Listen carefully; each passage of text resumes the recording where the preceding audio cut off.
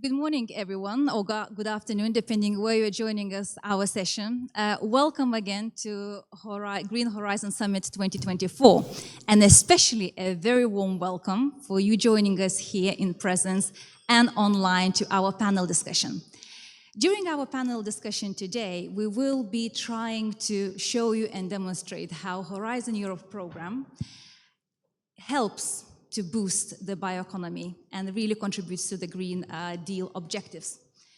Most importantly as well, for those who don't know what Horizon Europe program is, it's a European Union program that actually donates and earmarks 35% of its total nearly 100 billion budget into the climate change actions. 1 billion of that 35% will be dedicated to the climate science. Why is that? Well, it's important that the Horizon Europe program really recognizes the importance of stakeholder involvement, solving the global challenges, and holistic overview that is necessary to contribute to solve the problems that lay ahead of us. During today's panel discussion, as you can see on the screen, we have a panel of very people, of experts who will join us today. We will talk about the importance of collaboration between the different sectors. We'll go beyond the quadruple helix approach that is already well known, and we'll talk about involvement of the citizens, not only citizen organizations, as well as about the business and science collaborations. But that would be very boring if I would be just talking on my own for the next hour and 15 minutes, so I won't do that. I will introduce myself. I'm Aurelia Povilaik, and I will be your moderator for the next hour or so.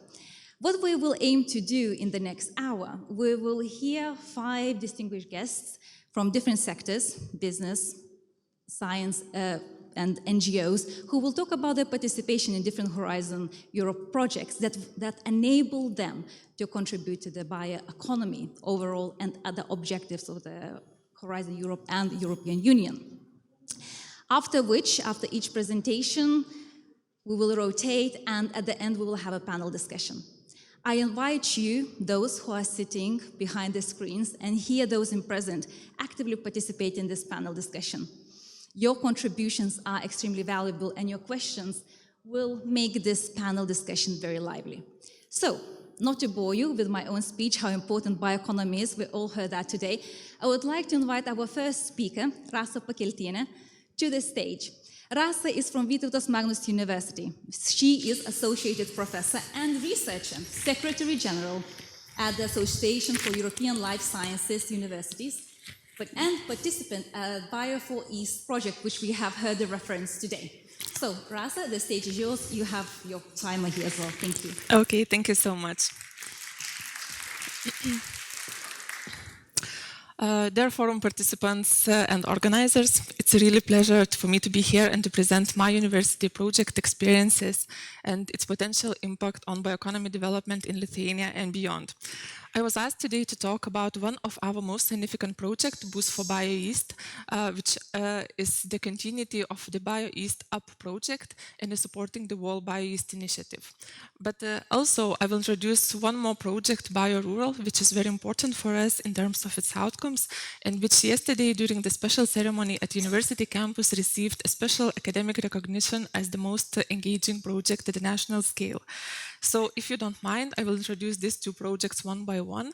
But to those who haven't heard anything about the BioEast initiative, I will shortly explain the context. So what is BioEast? BioEast is a Central and Eastern European initiative for knowledge-based agriculture and forestry in the bioeconomy, which offers a common political commitment and shared strategic research and innovation framework, working towards sustainable bioeconomies in the Central and Eastern European countries. And Vytautas Magnus University, as a respective strategic partner, was involved in this BioEast initiative almost from the beginning. And we have started with the BioEast Up project, funded in 2090s by the Horizon 2020 program, and which aims to support the BioEast initiative in the implementation of its vision for 2030. And in this slide, you can see the BioEast vision for 2030. It is to develop knowledge and cooperation-based circular bioeconomies in Central and Eastern European countries. And I will not explain the whole structure of the BioEast working body, but I just want to say that this BioEast initiative is a policy initiative, and as such, only ministerial bodies can become members. But bioeconomy is rather the new topic in the BioEast macro region, and there is a need to mobilize research organizations, industries, NGOs, and the general public. So therefore, as an outcome, 7 BioEast thematic working groups were established at macro-regional level to support the work of the BioEast governing board in the specific areas. And Vytautas Magnus University Agriculture Academy researchers are taking part of these thematic working groups on agroecology, bioeconomy education, forestry, and skills, and contribute with their high-level expertise in developing strategic research and innovation agendas. Moreover, the BioEast governance defined the role of the national BioEast hubs as the networks to gather the national stakeholders, including the researchers, to support their engagement.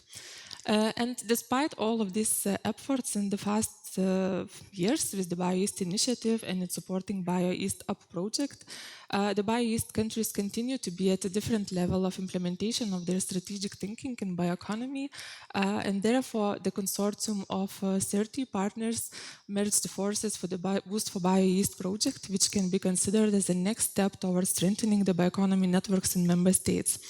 And the core objective of this Boost for BioEast project is to boost the active participation of all the stakeholders networks in bioeconomy policy development through the national BioEast hubs.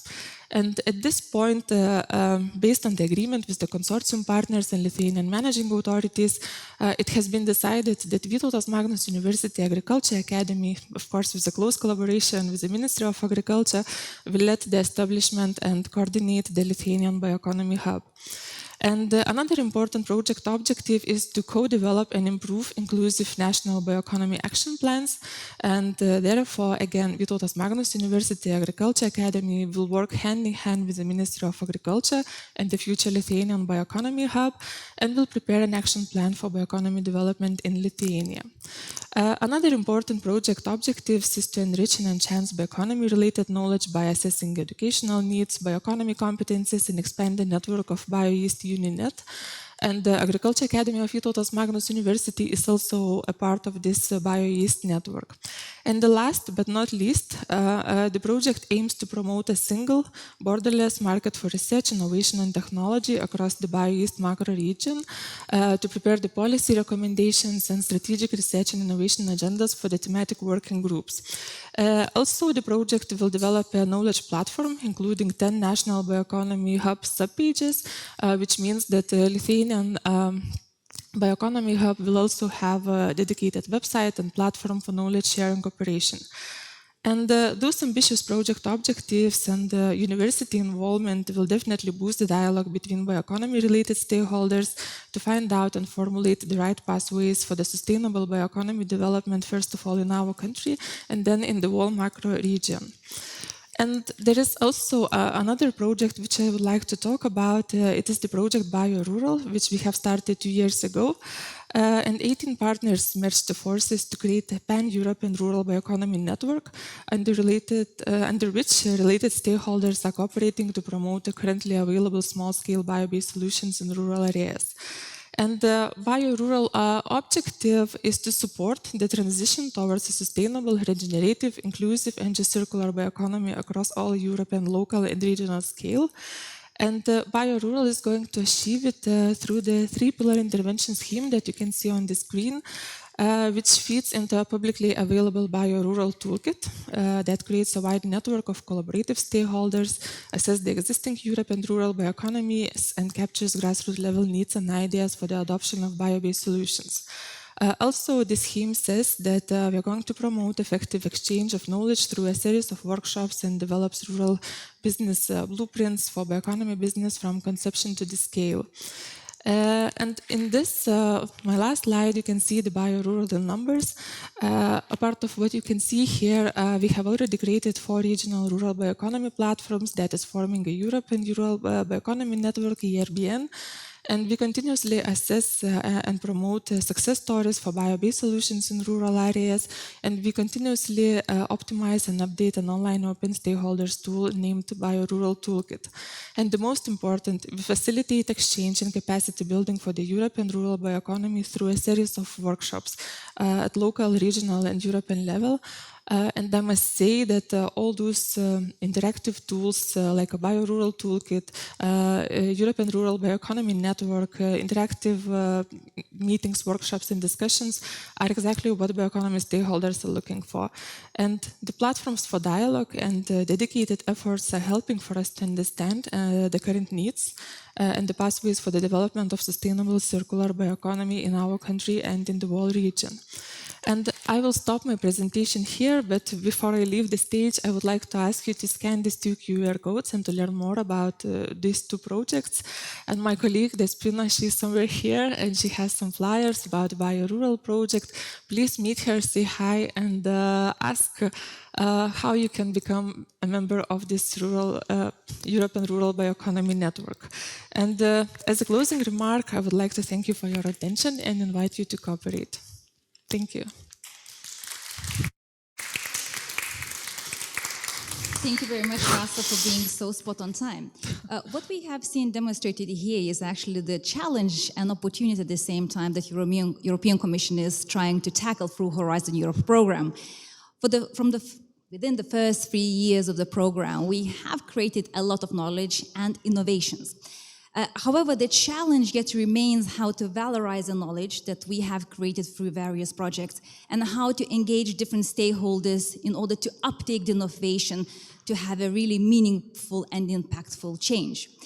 And that does not happen in isolation. It happens by collaborating with different stakeholders. And one of those key stakeholders is business. So my next speaker represents the business side of the Horizon Europe projects. And I would like to invite Milita Žygytė from Surputis. And Milita is the scientific project manager at the project CMARC. So we look forward to hearing all about that and how business can succeed taking part in Horizon Europe. Thank you. Thank you. So, hello everyone, my name is Milita and I'm happy here to share our Surputis experience in the biggest CVID-related Horizon Europe project, CMARC. Actually, let's begin from who we are and how we gain experience to participate in Horizon Europe. So first of all, Surputis is an engineering company which develops and offers customized solution for every step for seaweed farming, from seeding, cultivation, harvesting, processing, packaging, to storing. I want to stop a little bit to cultivation. For you to better understand, you can grow seaweed offshore, it means in open waters, or you can grow it on the land. And we are creating solutions for both growing types. And we started to work in this field 10 years ago when our clients was just beginning their journey. So it means that today we can offer broad expertise for our clients. And of course, as for developers, funding is really important for us for our business growth. And with the funds, we can not only solve small client challenges, but we can also analyze and understand bottlenecks of the whole industry and offer a solution to it. Let's see some examples. I'm happy to announce that just yesterday we finished a big project, Smart FDI. And during this project from 2018, we developed a system which includes seeding, cultivation, and harvesting technology. The main goal was to upscale processes for future farms, and successfully we did it. And as I mentioned before, you can grow seaweed on land. So our team developed also land-based containerized solution for ulva species cultivation.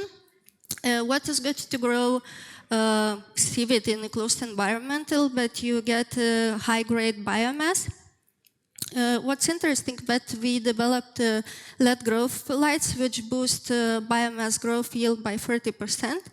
And another interesting thing that also growth sensors were developed, and by that we can harvest automatically. You can see some seaweed inside. And let's move on to the main ongoing project, CMARC. CMARC is coordinated by our long-term client, Ocean Rainforest, which is located in Faroe Islands. It's the biggest macroalgae-related project with 9 million Horizon Europe grant and 25 international partners. Main idea of a project is to focus on market applications, and also main goals are first one, to increase the biomass yield by selective breeding. Second goal is to upscale offshore and land-based cultivation systems. Serputis is mostly focused to this goal. Another one is to understand techno-economic feasibility of a business. And the last one, to see the value of seaweed cultivation to the whole ecosystem and to prepare for the global upscale of seaweed cultivation in Europe. So what we are doing in the project, first task is related with optimization of seeding technology. We are doing it with coordinated partner Ocean Rainforest. Our goal is to increase the capacity of a seeding machine and to develop some additional equipment to minimize manual work in the farm. And second task, previous one was related with offshore cultivation. This one is related with land-based cultivation. And to this task, we are working with partner Alga Plus. They are located in Portugal. They are growing ulva species in integrated multi-trophic aquaculture systems.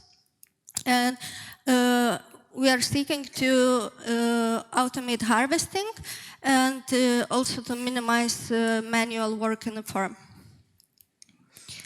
And to conclude, I hope I've shown you that industrial partnerships are also important in the Horizon Europe projects to unlock the potential of new markets. So thank you, and let's keep in touch if you have any question regarding seaweed.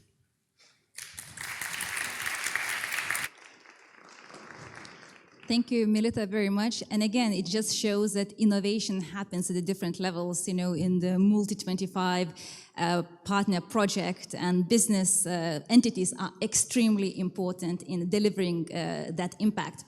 But innovations and the use of innovative tools does not only happen within the business environment. And now we're going to hear a great example from the Kamerine project, and I would like to invite Vaida Stirgedaitė-Čežienė from Lithuanian Research Center for Agriculture and Forestry. She's the head of Laboratory of Forest Plant Biotechnology, to present Kamerine and I think few other and projects. other two our projects, exactly. Yes, ongoing projects. So. Brilliant. The floor is yours. Thank you. Let's start.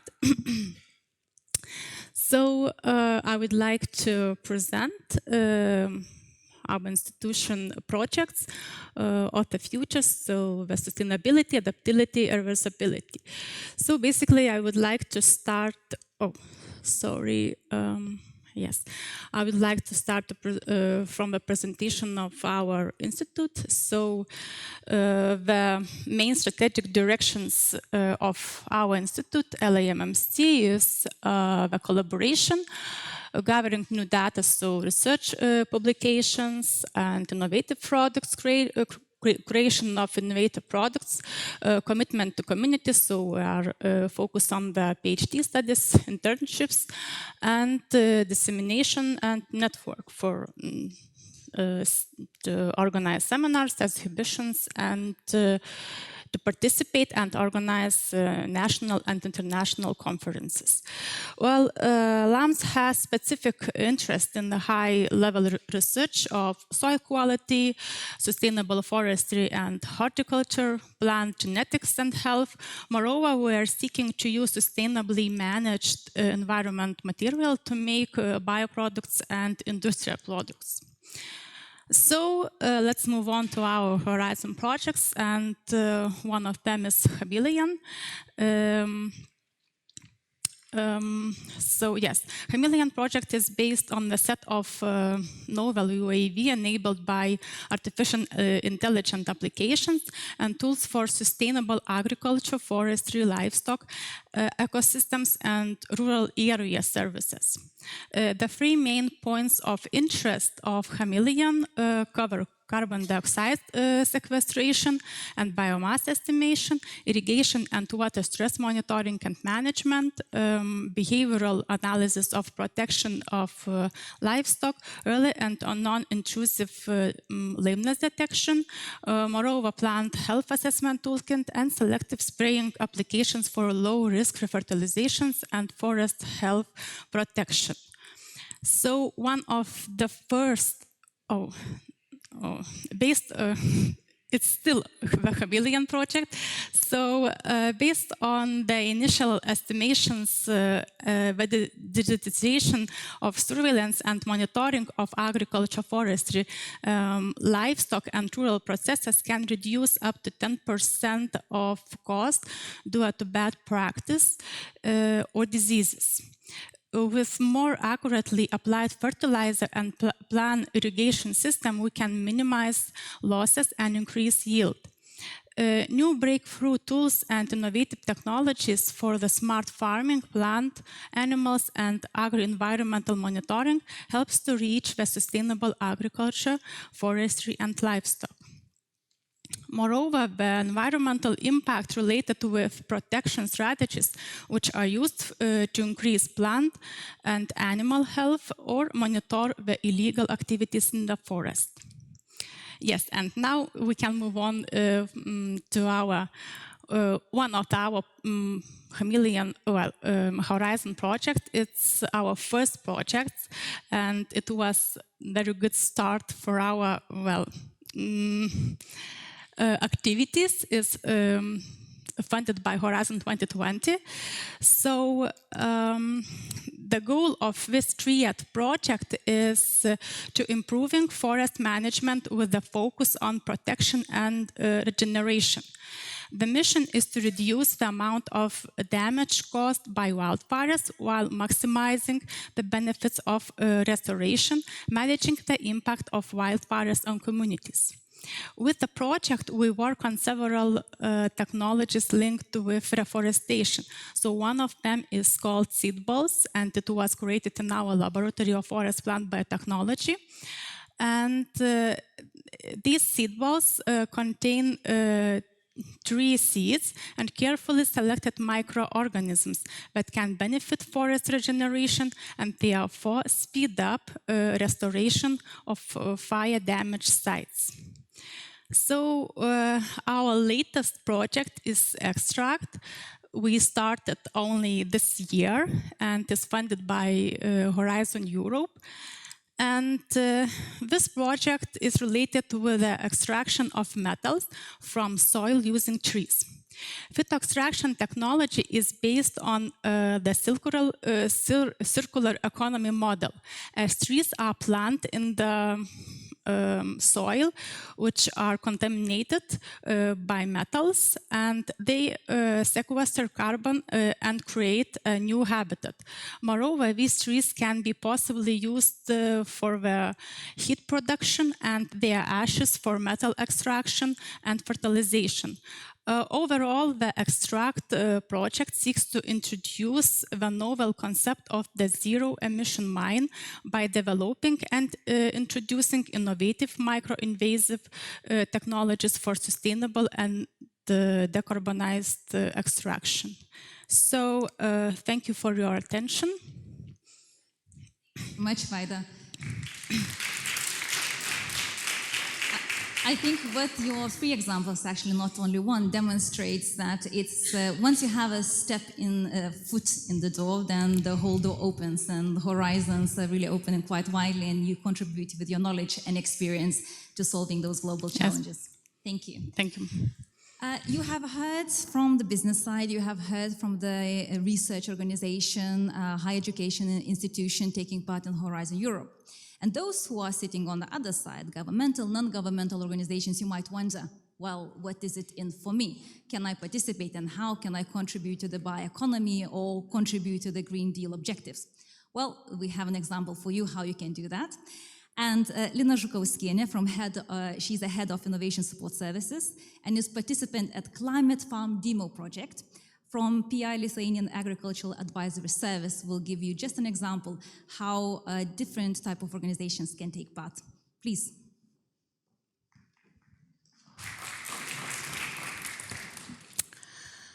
Hello everyone, once again, my name is Lina. I'm from Lithuanian Agricultural Advisory Service. I'm really glad to be here today and present for you one of our Horizon projects. But before that, I would like you to briefly introduce our organization, who we are and what we do in agricultural sector. Lithuanian Agricultural Advisory Service, abbreviated LAS, is a public non-profit organization established in 1993. Our founders and shareholders are Lithuanian Farmers Union, Lithuanian Association of Agricultural Enterprises, and the Ministry of Agriculture. Currently, our organization has a head office in Akademija Kėdainiai district and 46 local offices all over the country. Our organization employs nearly 400 experienced advisors and specialists. LAS provides a wide range of services to its clients, consults and trains in the following areas: accounting, business economy, crop production, animal husbandry, forestry, and occupational safety. Our Center of Precision Farming Services and Competences provides modern services, for example, remote soil scanning, variable rate fertilization plants, mobile laboratory for animal husbandry. As well, we have modern water and soil analysis laboratory and develop various innovative digital tools. For example, AGABA for farm management, for integrated pest management, and information system for innovation results dissemination. As well, we are currently implementing 15 projects, 6 of which are international projects funded by the Horizon 2020 and Horizon Europe programs. Let's move on to one of our Horizon projects, Climate Farm Demo. This project's title is a European-wide network of pilot farmers implementing and demonstrating climate-smart solutions for a carbon-neutral Europe. Project started in October 2022 and will end in September 2029. So the duration of this project is 7 years. Projects Consortium. As you can see, the Projects Consortium is really very big. It consists of more than 80 various organizations from 28 European countries. And what is the aim of this project? The aim is to accelerate the adoption of climate-smart farming practices and solutions by farmers and all actors of the climate-smart agricultural knowledge and innovation system, AKIS. And what are the main actions which will help to reach for us this aim? Long-term advice to 1,500 pilot demonstration farmers. That is, during the project, a network of 1,500 pilot demonstration farms will be established, and there will be assessed climate-smart advisors to each farm of this network.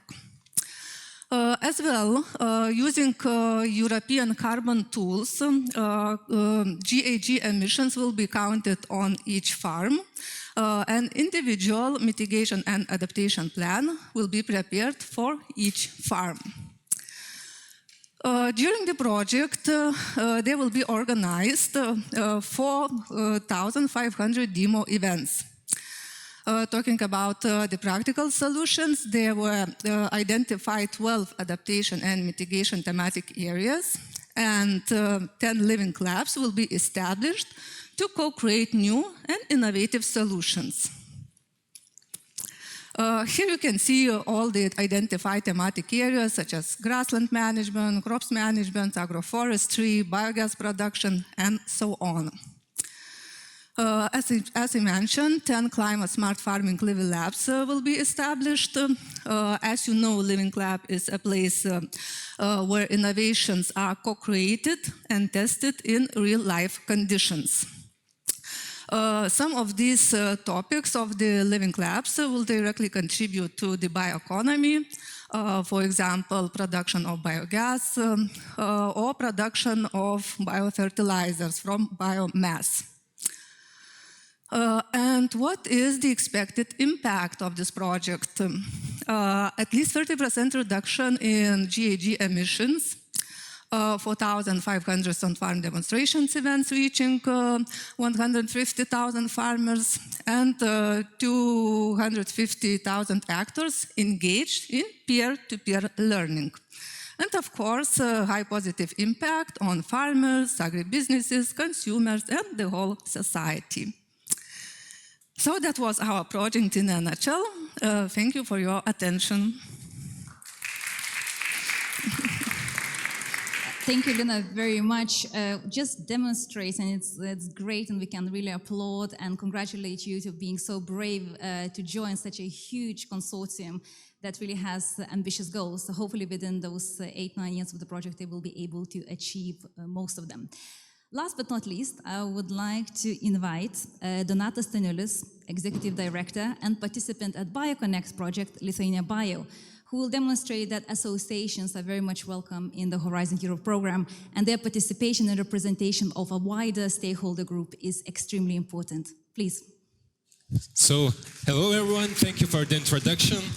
So, at the beginning I have to say that our project is a bit different than already represented, but I hope you will understand that vision. So, before jumping straight to the project, I would like briefly introduce our organization, why we are here today. So, we are non-governmental, non-profit association, actually the largest national association, which represents companies, research and student institutions, healthcare institutions, as well as other non-governmental institutions and associations. A lot, basically everything.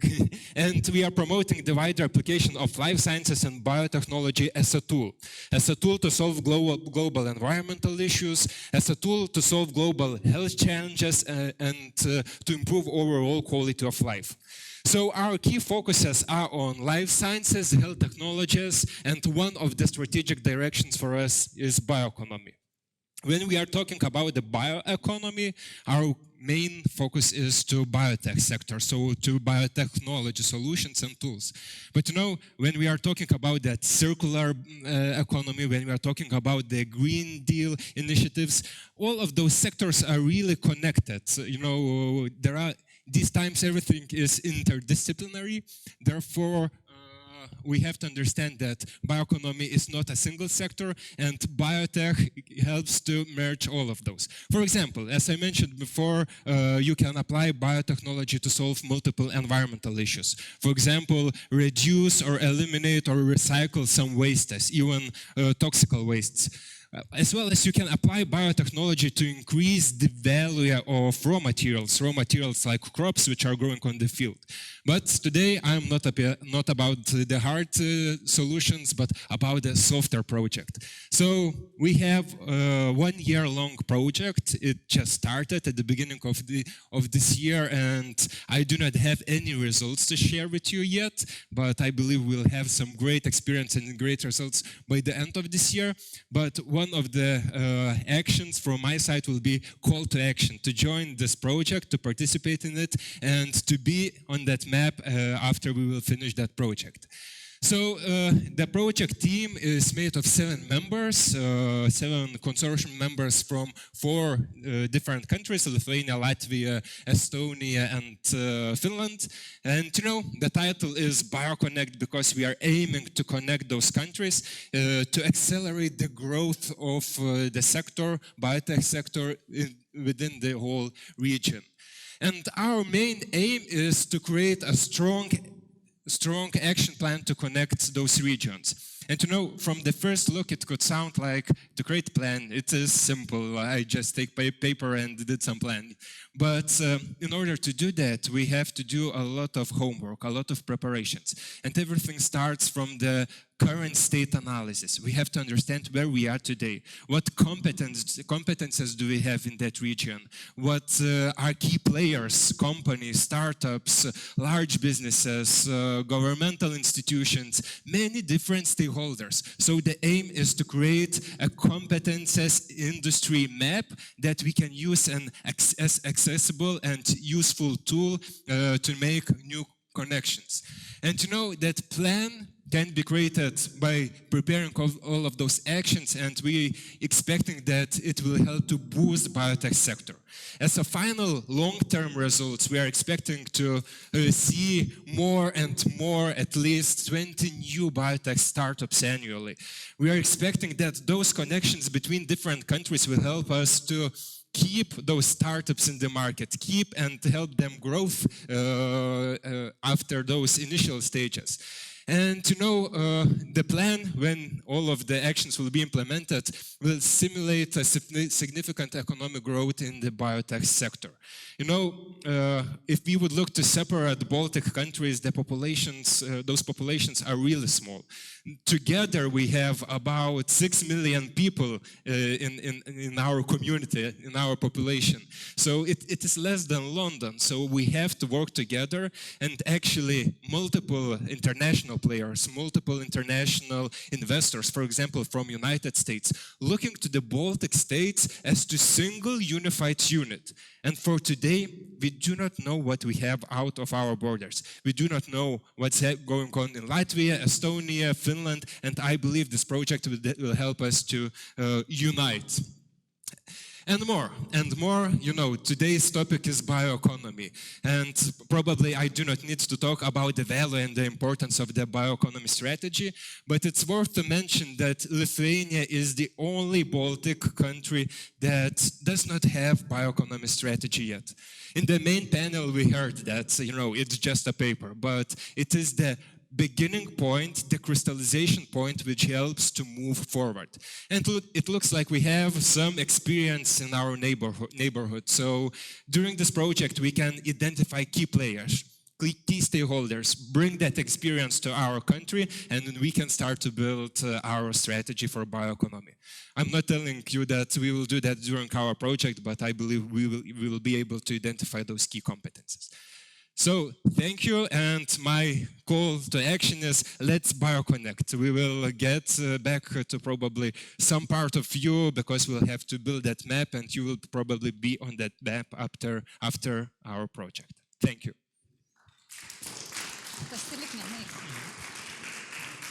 Thank you very much for this inspirational speech. While we wait for the chairs to be put for the panel discussion, just want to reflect that we are here, all of us today, to connect. So and emphasize the importance of networking and working in the different groups and clusters. And we have seen already from short examples how hubs and thematic areas are actually helping to valorize the knowledge. And hopefully that will lead to some strategy, which, debatable is necessary or not, but some crucial actions and steps, financed ones, and it's great to see that Horizon Europe is one of those programs that helps to achieve that, yes, contribute to it. Yes, definitely.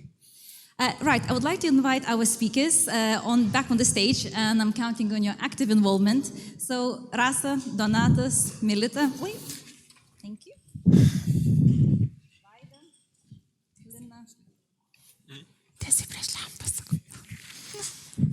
And at this panel discussion, we're joined by one extra guest, our colleague from Innovation Agency, Karolina Trakškelytė-Rupšienė. Karolina is a Smart Specialization Coordinator at Biotech Lab and at the Breakthrough Areas Department. That's correct? Yes, that's correct. Thank Brilliant. you for having me here. So we have really 6 amazing speakers. We will wait for your questions as well. But before we wait, and I would like to hear some updates because I have heard that Rasa has attended Bio-East Economy Conference in Hungary last week. That's correct? Yes, it's correct. So what are the latest news? What is happening in bioeconomy world from that side? Well, actually, 2 events took place last week in Budapest. We had the Boost for Bio-East kickoff meeting, and in parallel we had meetings of thematic working groups where advanced countries have shared their experiences in developing bioeconomy action plans and creating national bioeconomy hubs. Also, we had this Bio-East Bioeconomy Conference, which also was a continuity of the problems and challenges which we discussed during the kickoff meeting, and also we discussed the Bio-East initiative role to boost bioeconomy development in Bio-East countries.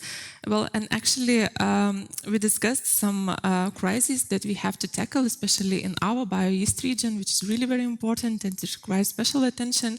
And those crises were the COVID pandemics, war in Ukraine and Middle East, unprecedented heat waves, other kind of extreme weather conditions that is affecting agricultural sector and the whole bioeconomy sector. Not a sector, but sectorial sectors of bioeconomy.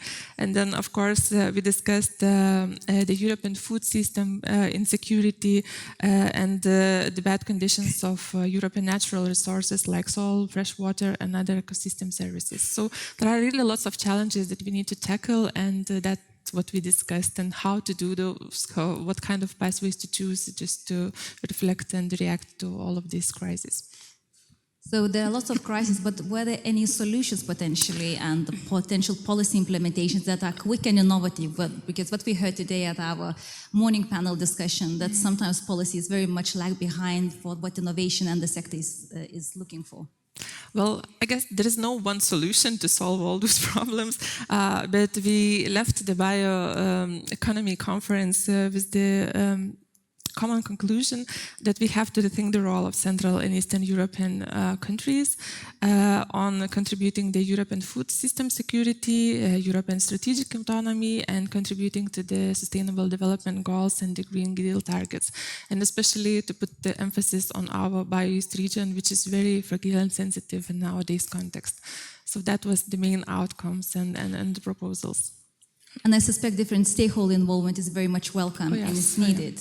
Yeah. So hence my question to Melita. So what is then the role of the business in contributing or shaping those policies? And, how can, you're involved in one project, you will be involved in more other projects, can leap forward and support those policy developments through the innovations they create? Actually, I believe that business helps to reach the actual result because you need the higher technological readiness level. So that's what we do, actually. So I think it's the main point, what business is doing in such kind of projects. And what about your project, CIMAC? I think we all have really enjoyed watching those videos and your presentation. And I just wonder, what is the market potential of the seaweed, algae, and then raw materials? Yeah, actually, algae is blooming. What we saw 2 years ago, it was basically nothing. Now you can hear in every food conference about it. And actually, it's not only food. There's a lot of applications of algae, from food, pharmaceuticals, to agri-food, feed. The main point while algae started booming was that it absorbs carbon dioxide from the water while growing. So it has very good environmental impact. And then it's a lot of applications. It's a huge potential. You can, by cleaning the environmental, you can have very good products. So that's why algae started to bloom. So there's a great potential, but then what about the upscaling? Do we, for example, Lithuanians can be one of the countries leading in this area? Yeah, with Lithuania, actually I don't recommend to grow it in the Baltic Sea. Exception is if you want to clean the water, then yeah, it's good. But my recommendation to be for Lithuania to focus now on market applications actually, because now the world also learned a lot about how to grow seaweed and how to run seaweed farms. But what is missing, we have a lot of biomass right now, and we want to realize it and to find innovative business models for these products and realize biomass. So we have very good competencies in Lithuania of biotechnologists and other scientists. So my main idea is for Lithuanians to be involved in the developing new projects of algae.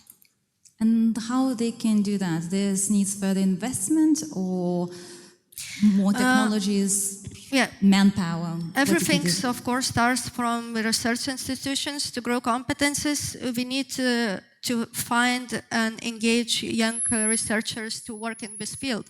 For example, in Scandinavia, most research institutions has separate departments only for seaweed research. So it could be, I don't know, first step towards the end product. Good. Well, hopefully higher education institutions and research institutions can hear this message. Yes, Dan, I would like to briefly add on that. There are multiple activities that are going similar to yours. There are scientists which are working in the field, but you know, it's like puzzle. Some scientists can harvest the raw material, harvest the biomass, but they potentially do not have knowledge in biotech field. They do not know what actually they can know from the literature, what they can extract, but they don't know how to do that. And the aim is then to connect with the right people, with right businesses who would see a value from those, for example, algae or other raw materials that are growing in the field, and then you apply those in their real life. My question is that, so can I ask a question? So did you have an opportunity to meet with business companies, other business companies, and are they open to those activities? Is it a challenge for scientists to come and to say, I have an idea, I have an experience to gather raw material, I see a lot of waste in the field, a lot of biomass, let's work on that. How would you look at that? As we are an engineering company, so basically if we have a meeting with researchers and we need something from us, in that case, yeah, we are kind of open. But mostly, it's IP rights, everything. If we are making some end products and we need equipment, of course, we need to understand the process to make equipment we need. But in that case, yeah, we are more open, but usually if it's a big research company, they don't like to share a lot. Okay. So is there an issue then about the sharing of the knowledge and tech for us in all the bioeconomy sector to move forward? Are we too closed up in terms of knowledge sharing? Yeah, so that's a question for everyone. Yeah, I think it's really important to share, of course. It's important, but do we have a challenge? We have some representatives from academia. How are you looking to those opportunities to share your skills, knowledge with business companies? No. So that's a question for you guys, so you can... For example, we are open to share, yes. So yes, we are open as well. I think we didn't enough by the time, but yes, we would like to do it more. Okay, good. And Russell, what about you? Perhaps I would like to explain a bit the role of national bioeconomy hubs, which I believe can be the solution to merge the forces and to mobilize all these competencies and the resources that we have in different industries.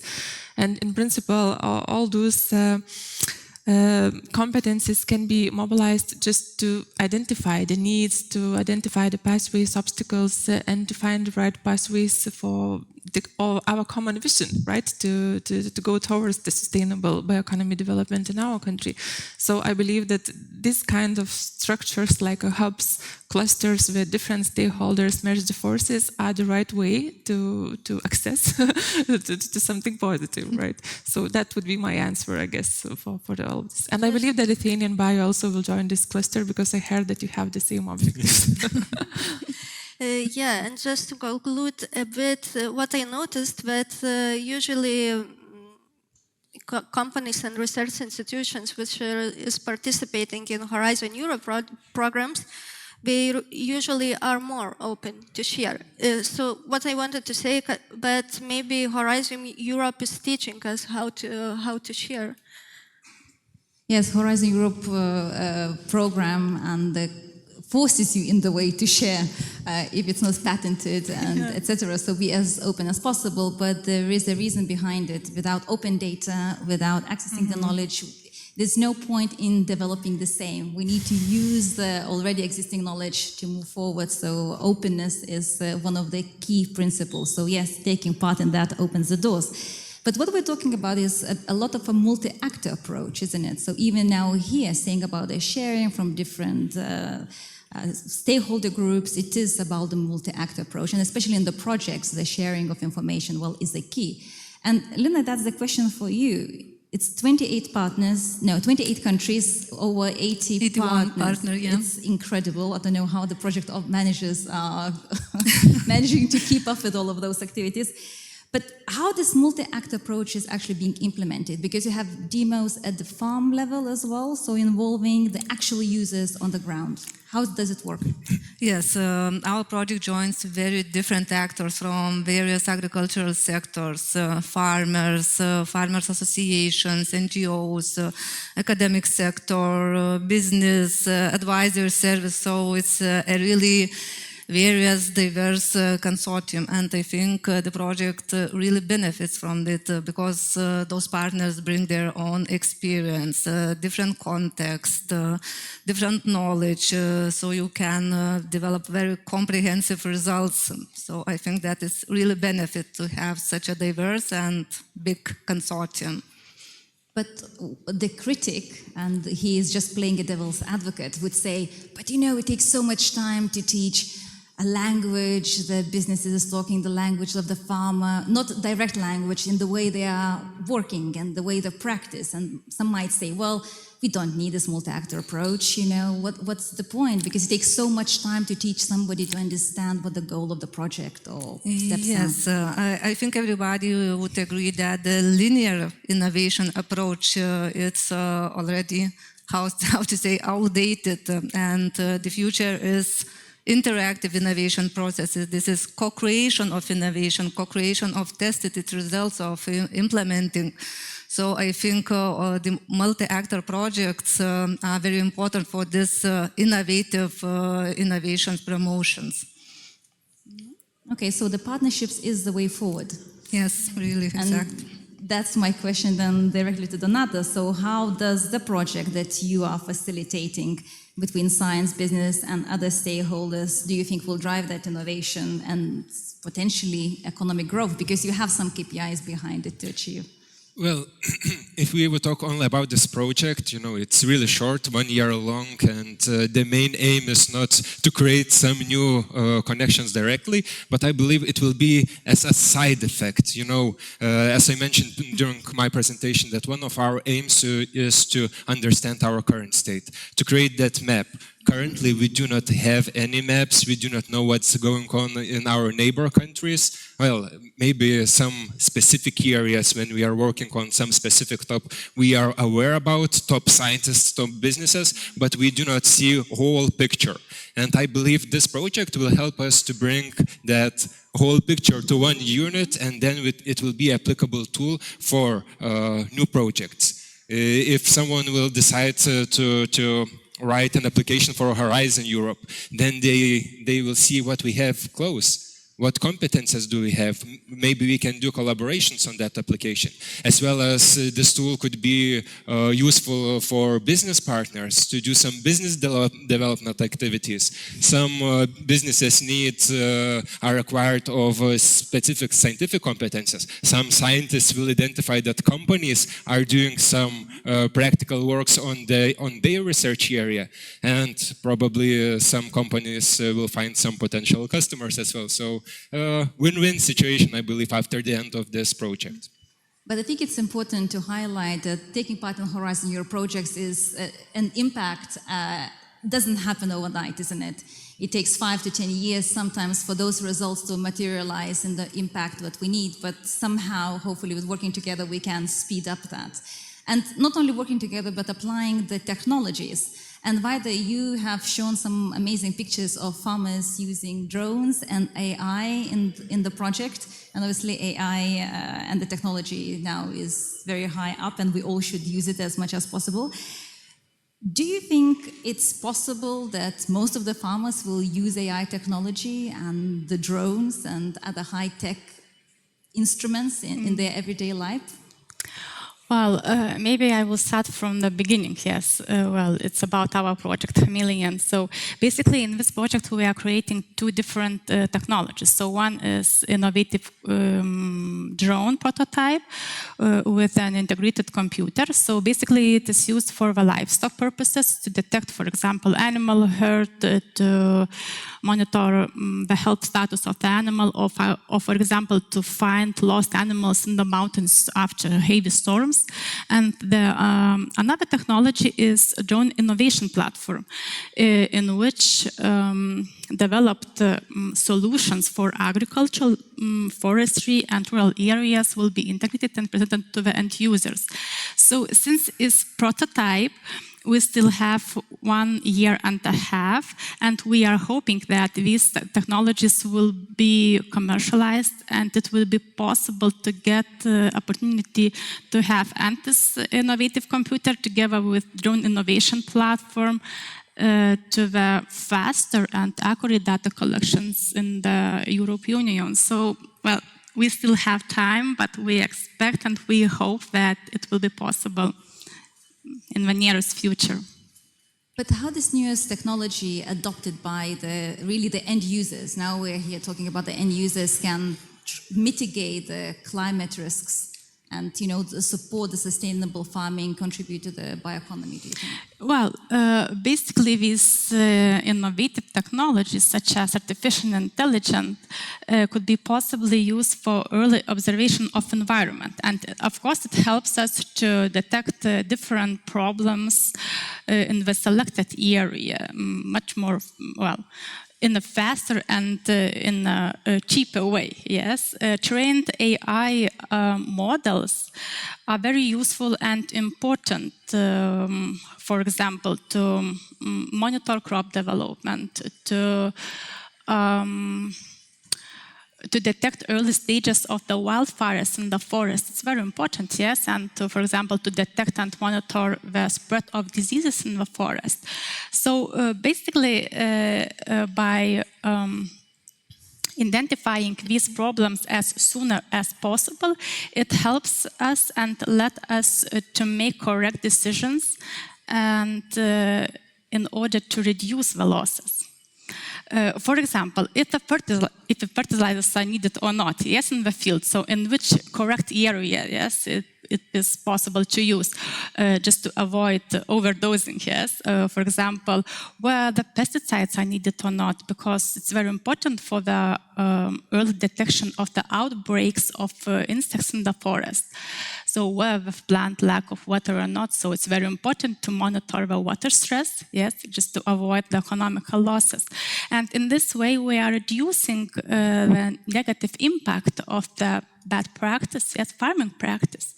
So, well, due to climate change, of course, these extreme weather events are becoming much more frequent, and it's basically it's causing the significant economical losses. So these innovative technologies helps us to monitor and track emissions, to identify areas for the improvement, or to develop more sustainable practices. So by leveraging these innovative technologies, we can accelerate our transition to a low carbon economy and to mitigate the impact of climate change. Thank you for the answer. But you know, while I was hearing you talk and listening to your presentation, something we're trying to connect. There's so many different dots and elements happening, even with those projects that you have presented. And it kind of makes me think, okay, do we have, that we need some bioeconomy strategy? We need to connect more. We need to know more. Do we need more hubs? I don't know, Rasa, do we need more hubs? Or the one hub is going to be enough? No, I think one hub in Lithuania is more than enough. But at least that everybody knows that there's a hub and what does it do. But then I'm just thinking, are we all connected in terms of the policy? And I'm looking at you, Karolina, now, because I know that you recently presented an overview of the agri-food in Lithuania. And, you know, this is a very important part of the bioeconomy, as we know. Could you highlight 3 things that, you know, Lithuania's strengths, weaknesses, and greatest potential in bioeconomy then? Because we can, you know, from the presentation discussion, we heard the strengths. We have potential, we have the drive, we have technology, but there are some weaknesses. So what was the highlight of the, you know, strategy and the sector overview that you have done? Yes, so first of all, I think that it's important to highlight that bioeconomy is a very wide term, which includes a lot of stakeholders from different sectors. And yes, as you have mentioned, agri-food sector is really important one in bioeconomy. And talking about still, I would add about strengths. We have in Lithuania a really matched sector, agri-food, with large companies as well as SMEs, which not only constantly develop R&D and integrates innovative products into the market, but also are already integrated into international value chains. But we still have some weaknesses, some red flags. And first of all is that up until now, it was 2 separate sectors, agriculture and food industry, and now Food and Agriculture Organization of United States suggests a holistic approach combining these 2 sectors into one, because we understand that food industry cannot exist without agriculture and other way too.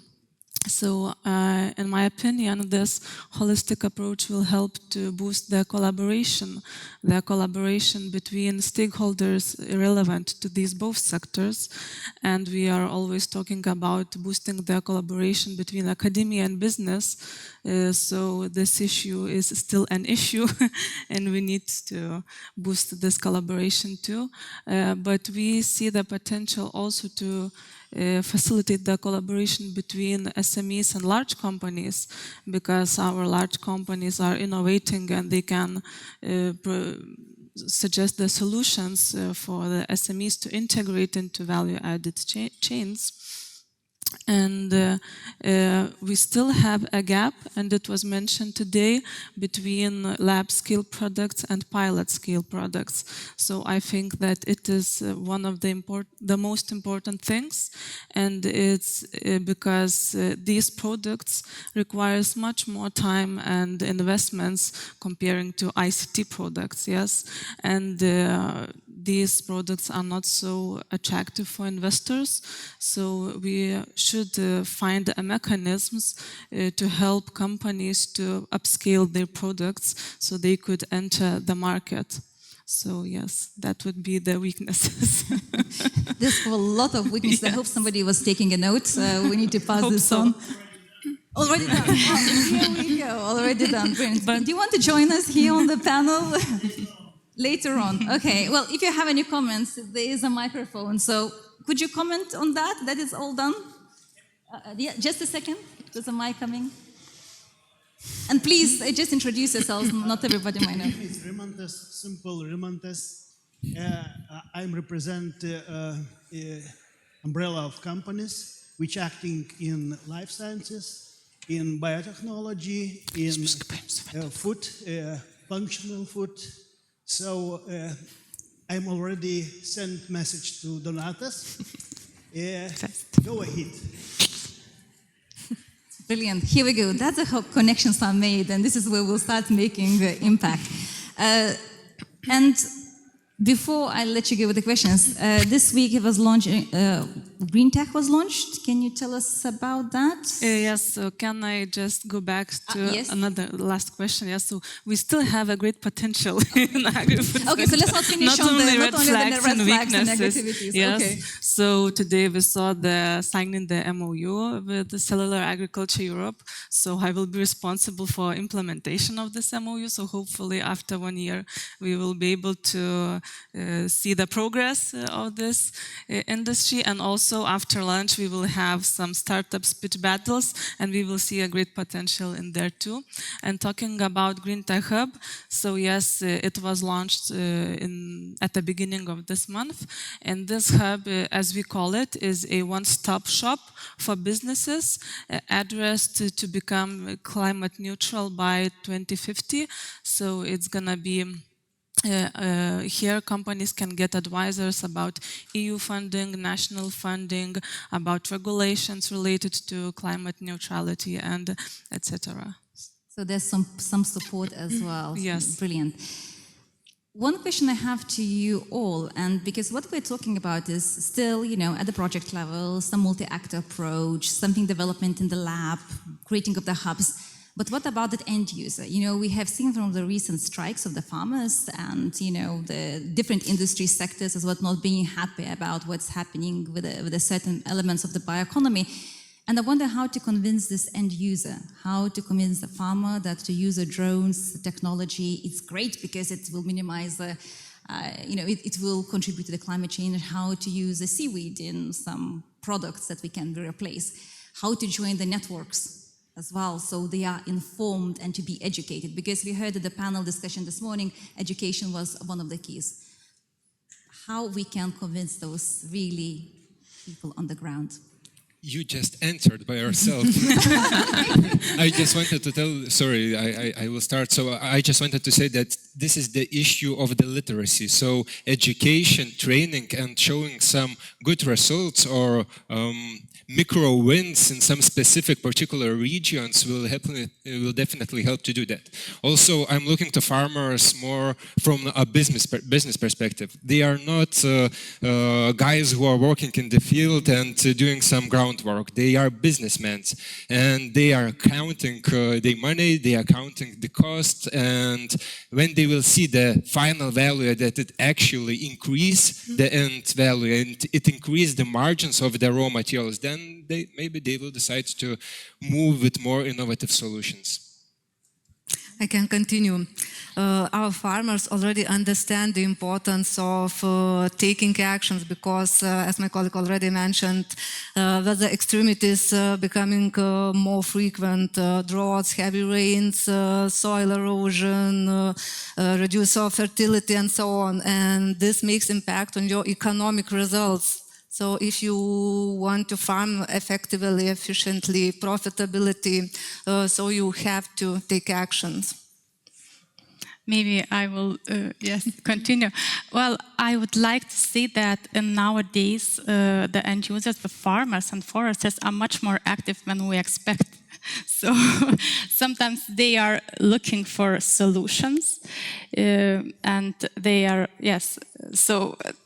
and we can provide them these solutions. And we also organizing in our projects seminars and workshops, for the end users, for the farmers and foresters, and they are quite active. So it's brilliant to hear. Rasa, what are your thoughts on this? Yeah, I'm just thinking that perhaps university and Vytautas Magdas University and especially Agriculture Academy of the university plays a pivotal role to inform and consult farmers on the existing needs and the problems. And well, we do a lot actually to inform them and to engage and to involve.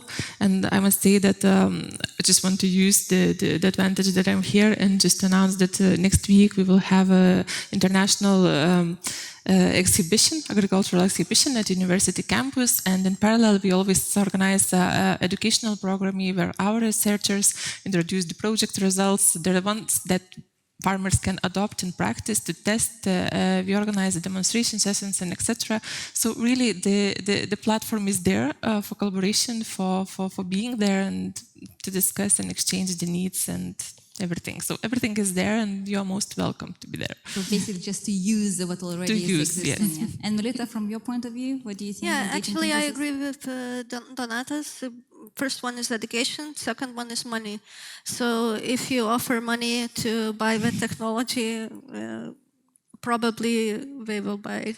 So what's in CVIT specifically,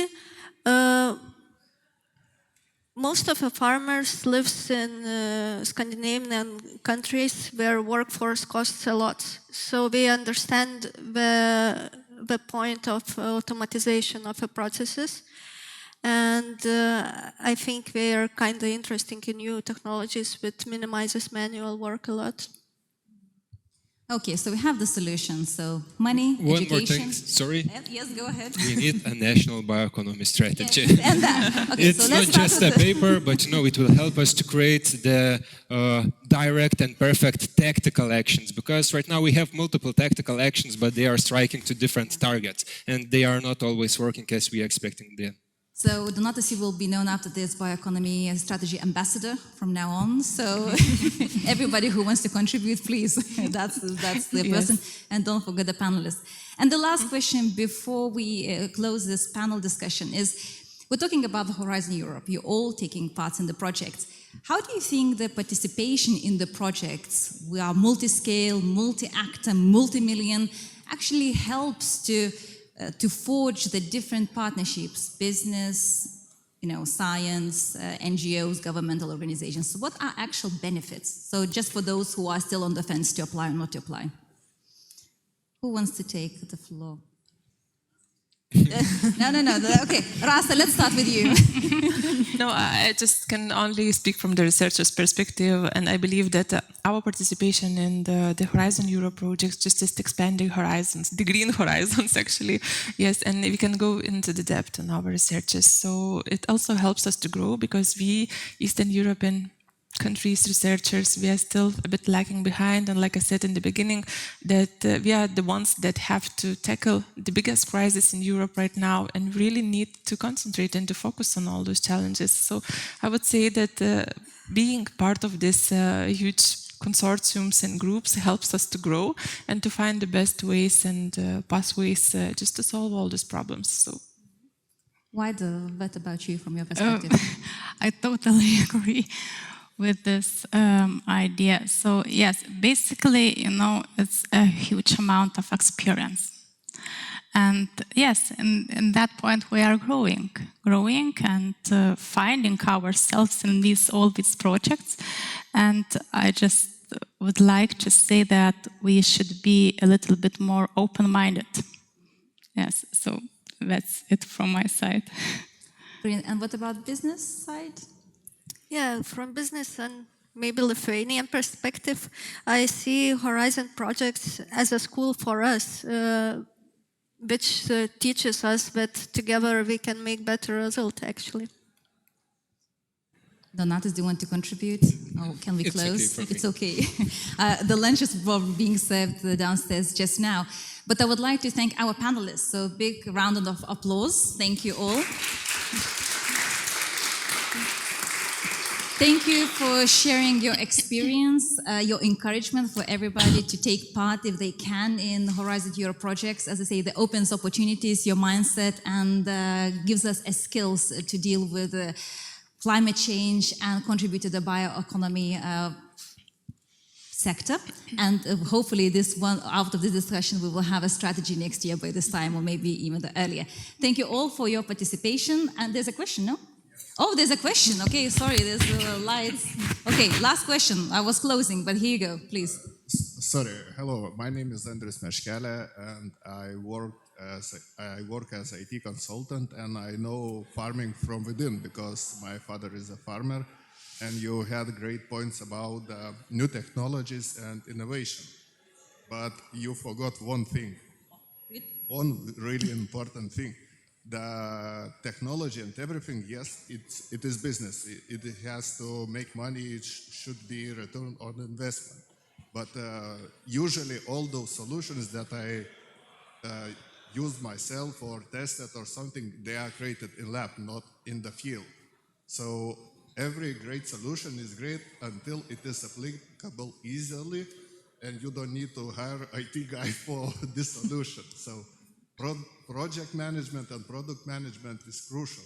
You can make the best AI, but if it checks the corpse, only let's say one area, not whole approach of how farmers do, nobody will buy that. So what I would advise is, yes, you can develop technology in the lab, but just finalize it in the field, working in close hand-to-hand with farmers or at least somebody who worked with them. That's a brilliant closing. Let's not forget our end users. Thank you all.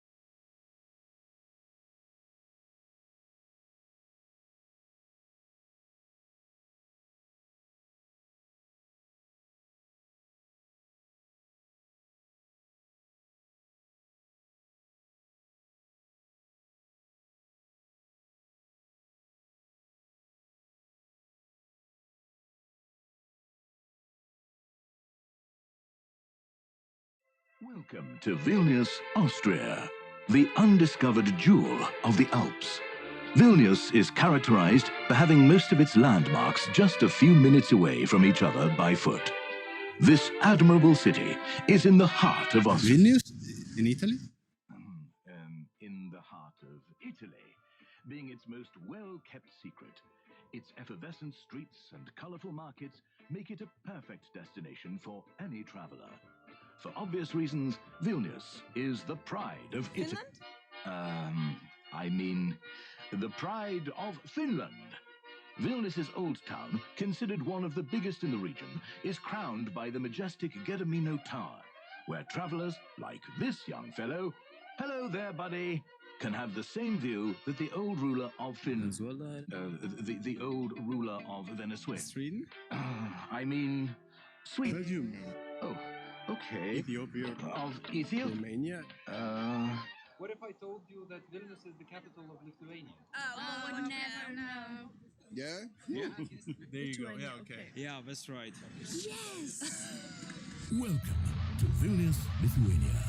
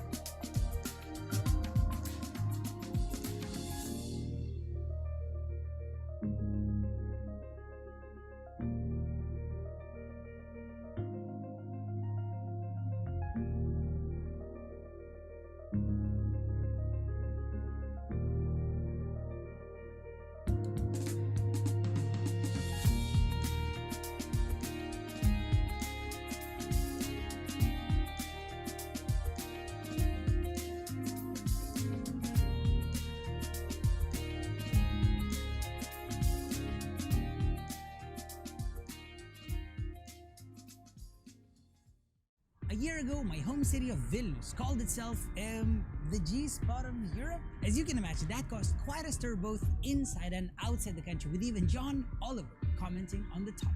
That's real. That is real. The new tourism campaign of Vilnius is Vilnius, the G-spot of Europe. I think this campaign did quite a bit to help people learn that Vilnius exists, but it didn't go too much into detail on what the city is about, and that is exactly why I'm making this video. I want to tell you everything you need to know about the city I was born and raised in, with hopes that one day you'll come explore it on your own and have yourself a pleasurable time. So sit back, relax, and enjoy.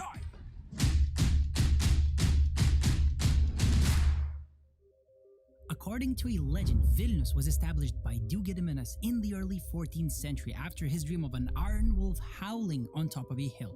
Whether the legend is true or not, the city actually appeared in writing in 1323 and later in the same century became an important city, as it was the capital of what was at the time Europe's largest country. It was a very tolerant city where Muslim Tartars, Lutheran German merchants, Jewish craftsmen, the Catholic Lithuanian and Polish elite, and pagan Lithuanian commoners lived side by side peacefully. As the richness of the city grew, more and more palaces, churches, and monasteries adorned its narrow streets. Its crown jewel, Vilnius University, was established in 1579 and became a primary center of science and education in Eastern Europe. The prosperous centuries came to a horrible halt in mid-17th century when the Lithuanian-Polish Commonwealth lost a series of wars against foreign invaders that led to the Russian Empire capturing Vilnius in 1795. Throughout the next 120 years of Russian rule, Vilnius was made a backwater of the Russian Empire, with a population of as few as 50,000 people at times. The city kept being occupied by different armies: Napoleon's France, Pilsudski's Poland, Nazi Germany, and eventually fell to the hands of the Soviet Union. The Soviet rule was a time of Lithuanian heritage neglect. However, Vilnius persevered, sustaining its artistic spirit even while a lot of its historic buildings got abandoned and huge grey apartment blocks were developed. After our independence, the city kept growing, changing, and developing every single year, becoming so active, fun, tolerant, and modern that I can honestly say I'm incredibly proud to have been born and raised here. The city center of Vilnius consists of 5 major areas. The Old Town. It's one of the largest surviving medieval old towns in Europe that's developed over the course of many centuries, and thus it is a place where some of Europe's greatest architectural styles, Gothic, Renaissance, and Baroque, stand side by side everywhere you go. The Republic of Užupis. The self-proclaimed Republic of Užupis is our bohemian and artistic district. It's situated behind a tiny river and is full of tiny shops, restaurants, and even art galleries that are all so cozy you'll never want to leave. Šnipiškės. This place used to be one of the dodgiest areas of the city, but then it got redeveloped to our main business district that's home to many banks and internet startups. Speaking of startups, the Financial Times has recently named Vilnius the #1 city in the world for attracting tech startups. Žvėrynas. This district is known to be the greenest area of central Vilnius, as it used to be a large forest where the noblemen hunted. Žvėrynas feels very different to most other places in Vilnius, as its architecture and atmosphere still resemble the old days. Finally, the New Town. This area is really interesting as it's experiencing an incredible redevelopment campaign, making this one of our most hip and cool districts.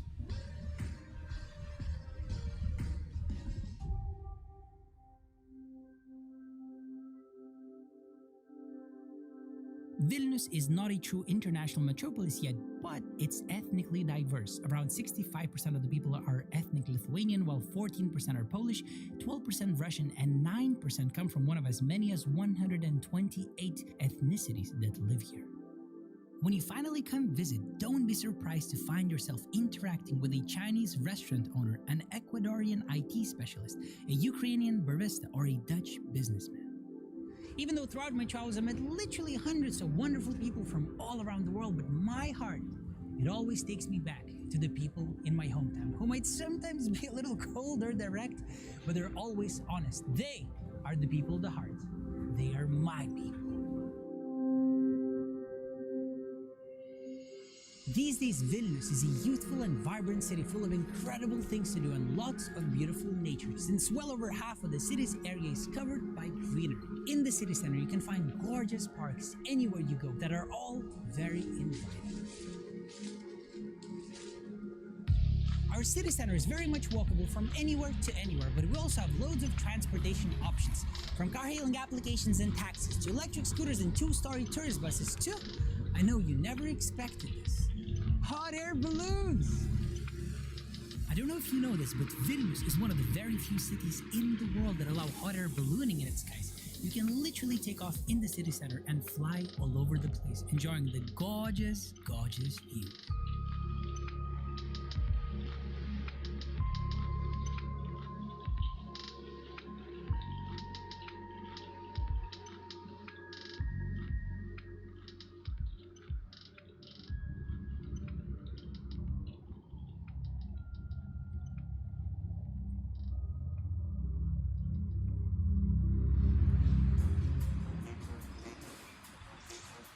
This all seems really epic, but let's get back down to earth. Even though we have all these awesome transportation options, but nothing beats a good old Soviet trolley bus that was cool even before Elon Musk invented his Teslas. A ticket to ride this time machine barely costs €1, and it's definitely worth your money. Trust me, I know. I grew up with these things. Since you obviously didn't come here to see me crying, let's move on to something a bit more exciting. Food. Vilnius is home to hundreds of restaurants, bars, and cafes that offer all foods and drinks your heart will ever desire. However, I must be really honest with you. Vilnius used to be a very affordable place back in the day, but after we got the euro, it became a little pricey. So even though we have all these amazing food options available, you might also want to look into trying some of our delicious kebabs. They're €3 each, and I mean, they could be worse. This, of course, isn't addressed to you if you're coming from Norway or Singapore or Switzerland. You guys certainly won't have to eat no kebabs. You'll be eating fine foods. Okay. Now that we've all had a great meal, it's time to explore. If you're into touristy sites, here are the top 5 places you definitely cannot miss. Gediminas Tower. This is the most famous of Vilnius' touristy sites that's been looking over our city for over 600 years. 3 Crosses, an awe-inspiring religious monument from which you can see a spectacular panorama of our old town. Cathedral and the Palace of the Grand Dukes, 2 touristy sites at the heart of Vilnius that will inspire even the most uninspired tourists.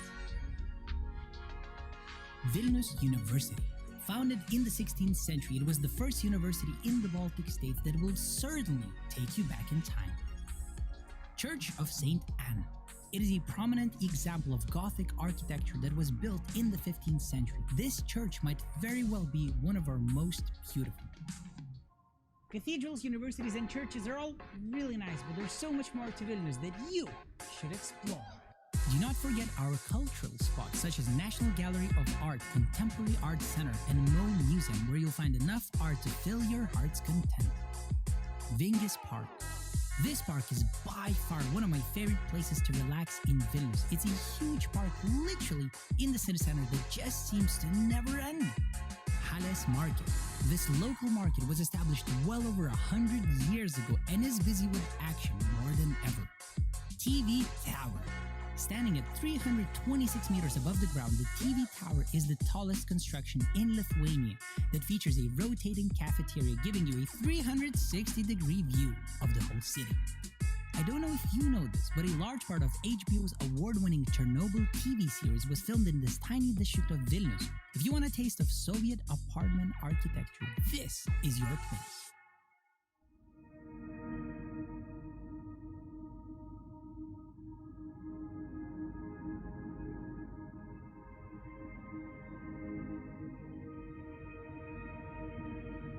There's so much more I'd like to tell you about Vilnius, but I don't think that's a good idea because all the things I could ever say will never match you actually coming here and exploring the city on your own. Do it, you bloody legend, as soon as you can. In the meantime, help me spread the word about the city I was born and raised in by sharing this video on your social media with the hashtag ExploreVilnius and telling your friends how much you know about it.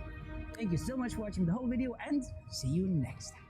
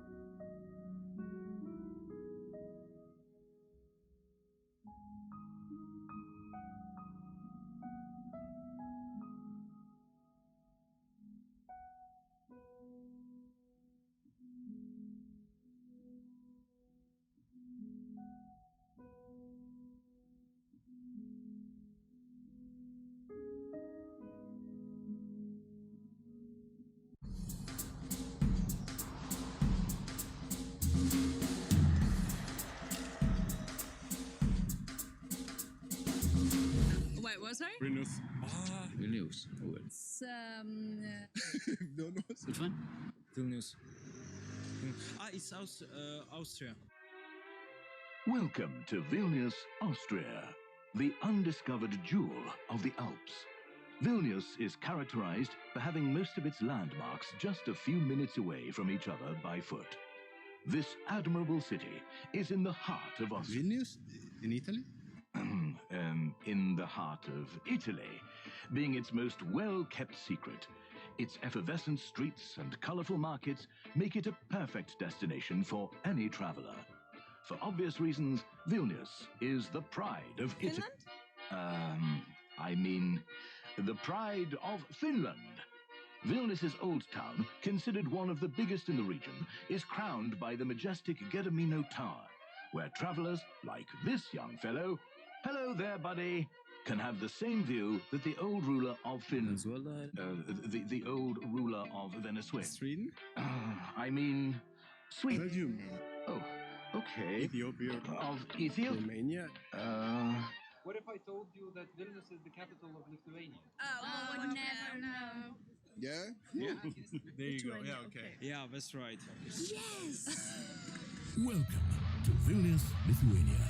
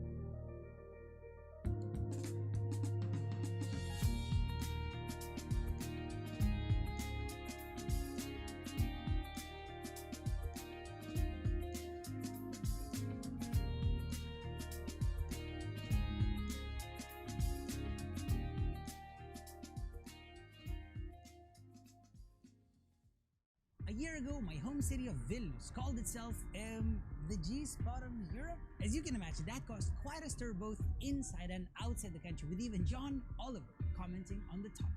That's real. That is real. The new tourism campaign of Vilnius is Vilnius, the G-spot of Europe. I think this campaign did quite a bit to help people learn that Vilnius exists, but it didn't go too much into detail on what the city is about, and that is exactly why I'm making this video. I want to tell you everything you need to know about the city I was born and raised in, with hopes that one day you'll come explore it on your own and have yourself a pleasurable time. So sit back, relax, and enjoy!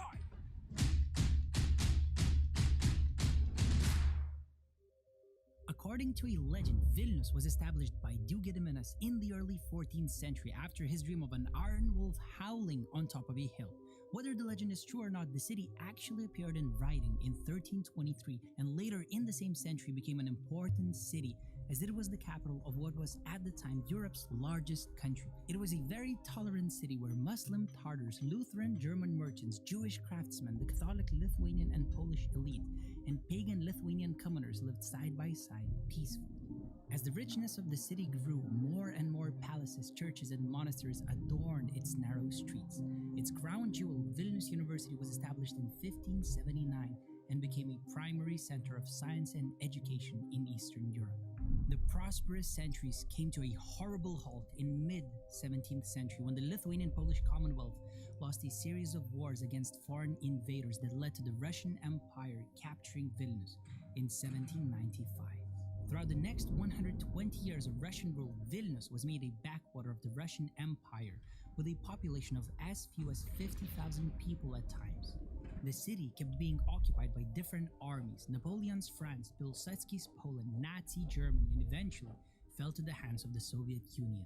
The Soviet rule was a time of Lithuanian heritage neglect. However, Vilnius persevered, sustaining its artistic spirit even while a lot of its historic buildings got abandoned and huge grey apartment blocks were developed. After our independence, the city kept growing, changing, and developing every single year, becoming so active, fun, tolerant, and modern that I can honestly say I'm incredibly proud to have been born and raised here. The city center of Vilnius consists of 5 major areas. The Old Town. It's one of the largest surviving medieval old towns in Europe that's developed over the course of many centuries, and thus it is a place where some of Europe's greatest architectural styles, Gothic, Renaissance, and Baroque, stand side by side everywhere you go. The Republic of Užupis. The self-proclaimed Republic of Užupis is our bohemian and artistic district. It's situated behind a tiny river and is full of tiny shops, restaurants, and even art galleries that are all so cozy you'll never want to leave. Šnipiškės. This place used to be one of the dodgiest areas of the city, but then it got redeveloped to our main business district that's home to many banks and internet startups. Speaking of startups, the Financial Times has recently named Vilnius the #1 city in the world for attracting tech startups. Žvėrynas. This district is known to be the greenest area of central Vilnius, as it used to be a large forest where the noblemen hunted. Žvėrynas feels very different to most other places in Vilnius, as its architecture and atmosphere still resemble the old days. Finally, the New Town. This area is really interesting as it's experiencing an incredible redevelopment campaign, making this one of our most hip and cool districts.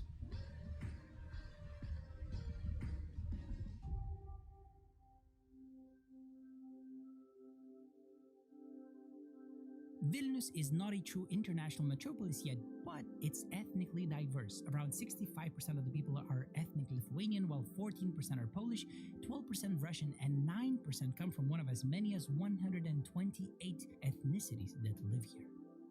When you finally come visit, don't be surprised to find yourself interacting with a Chinese restaurant owner, an Ecuadorian IT specialist, a Ukrainian barista, or a Dutch businessman. Even though throughout my travels I met literally hundreds of wonderful people from all around the world, but my heart, it always takes me back to the people in my hometown, who might sometimes be a little cold or direct, but they're always honest. They are the people of the heart. They are my people. These days, Vilnius is a youthful and vibrant city full of incredible things to do and lots of beautiful nature, since well over half of the city's area is covered by greenery. In the city center, you can find gorgeous parks anywhere you go that are all very inviting. Our city center is very much walkable from anywhere to anywhere, but we also have loads of transportation options, from car-hailing applications and taxis to electric scooters and two-story tourist buses too. I know you never expected this. Hot air balloons! I don't know if you know this, but Vilnius is one of the very few cities in the world that allow hot air ballooning in its skies. You can literally take off in the city center and fly all over the place, enjoying the gorgeous, gorgeous view.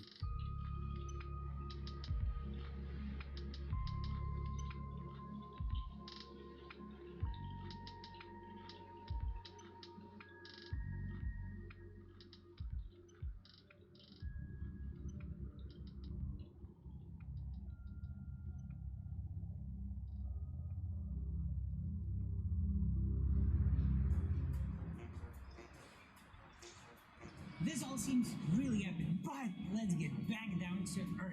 Even though we have all these awesome transportation options, but nothing beats a good old Soviet trolley bus that was cool even before Elon Musk invented his Teslas. A ticket to ride this time machine barely costs €1, and it's definitely worth your money. Trust me, I know. I grew up with these things. Since you obviously didn't come here to see me crying, let's move on to something a bit more exciting. Food. Vilnius is home to hundreds of restaurants, bars, and cafes that offer all foods and drinks your heart will ever desire. However, I must be really honest with you. Vilnius used to be a very affordable place back in the day, but after we got the euro, it became a little pricey. So even though we have all these amazing food options available, you might also want to look into trying some of our delicious kebabs. They're €3 each, and I mean, they could be worse. This, of course, isn't addressed to you if you're coming from Norway or Singapore or Switzerland. You guys certainly won't have to eat no kebabs. You'll be eating fine foods. Okay. Now that we've all had a great meal, it's time to explore. If you're into touristy sites, here are the top 5 places you definitely cannot miss. Gediminas Tower. This is the most famous of Vilnius' touristy sites that's been looking over our city for over 600 years. 3 Crosses, an awe-inspiring religious monument from which you can see a spectacular panorama of our old town. Cathedral and the Palace of the Grand Dukes, 2 touristy sites at the heart of Vilnius that will inspire even the most uninspired tourists. Vilnius University.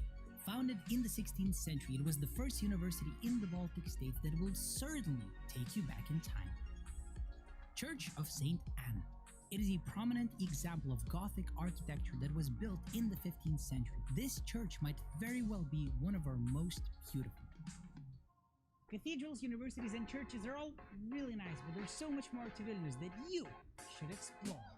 Do not forget our cultural spots such as National Gallery of Art, Contemporary Art Center, and Mo Museum, where you'll find enough art to fill your heart's content. Vingis Park.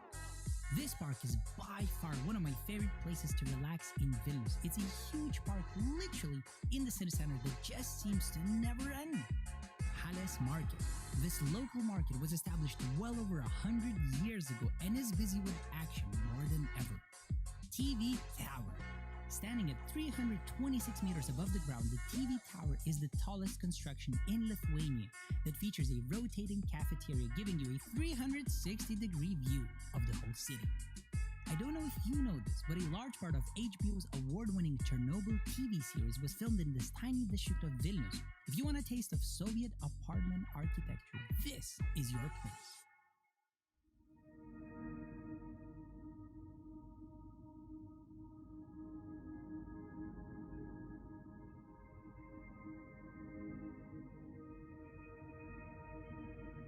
There's so much more I'd like to tell you about Vilnius, but I don't think that's a good idea because all the things I could ever say will never match you actually coming here and exploring the city on your own. Do it, you bloody legend, as soon as you can. In the meantime, help me spread the word about the city I was born and raised in by sharing this video on your social media with the hashtag ExploreVilnius and telling your friends how much you know about it.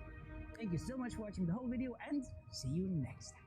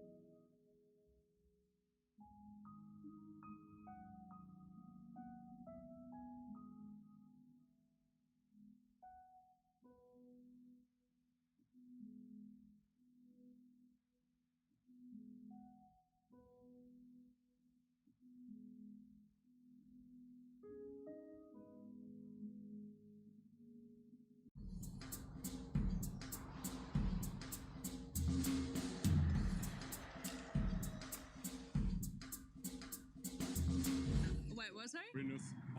Vilnius. It's Vilnius. Which one? Vilnius. It's Austria. Welcome to Vilnius, Austria, the undiscovered jewel of the Alps. Vilnius is characterized for having most of its landmarks just a few minutes away from each other by foot. This admirable city is in the heart of Austria. Vilnius? In Italy?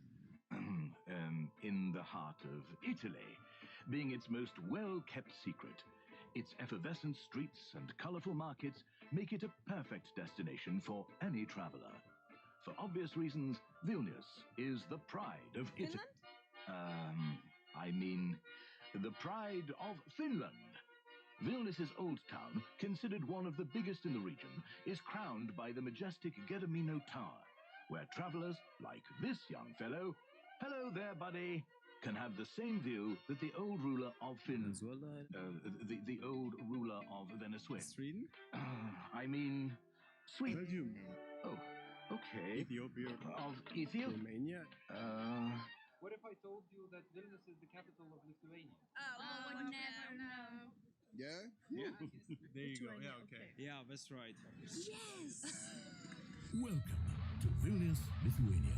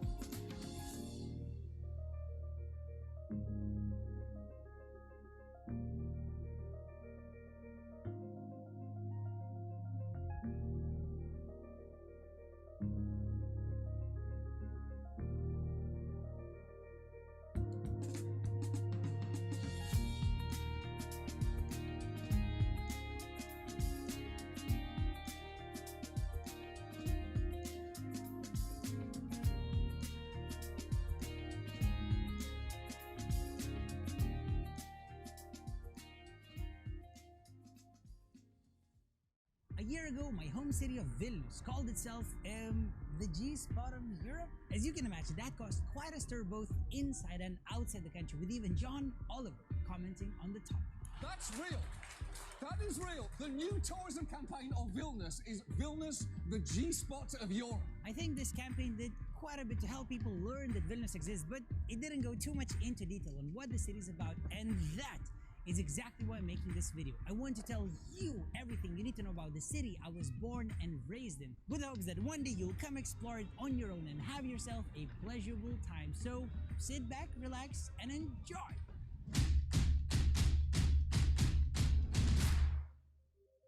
According to a legend, Vilnius was established by Duke Gediminas in the early 14th century after his dream of an iron wolf howling on top of a hill.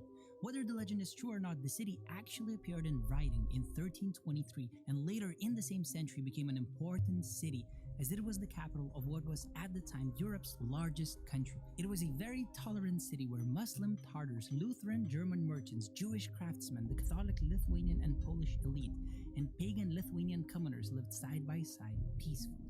As the richness of the city grew, more and more palaces, churches, and monasteries adorned its narrow streets. Its crown jewel, Vilnius University, was established in 1579 and became a primary center of science and education in Eastern Europe.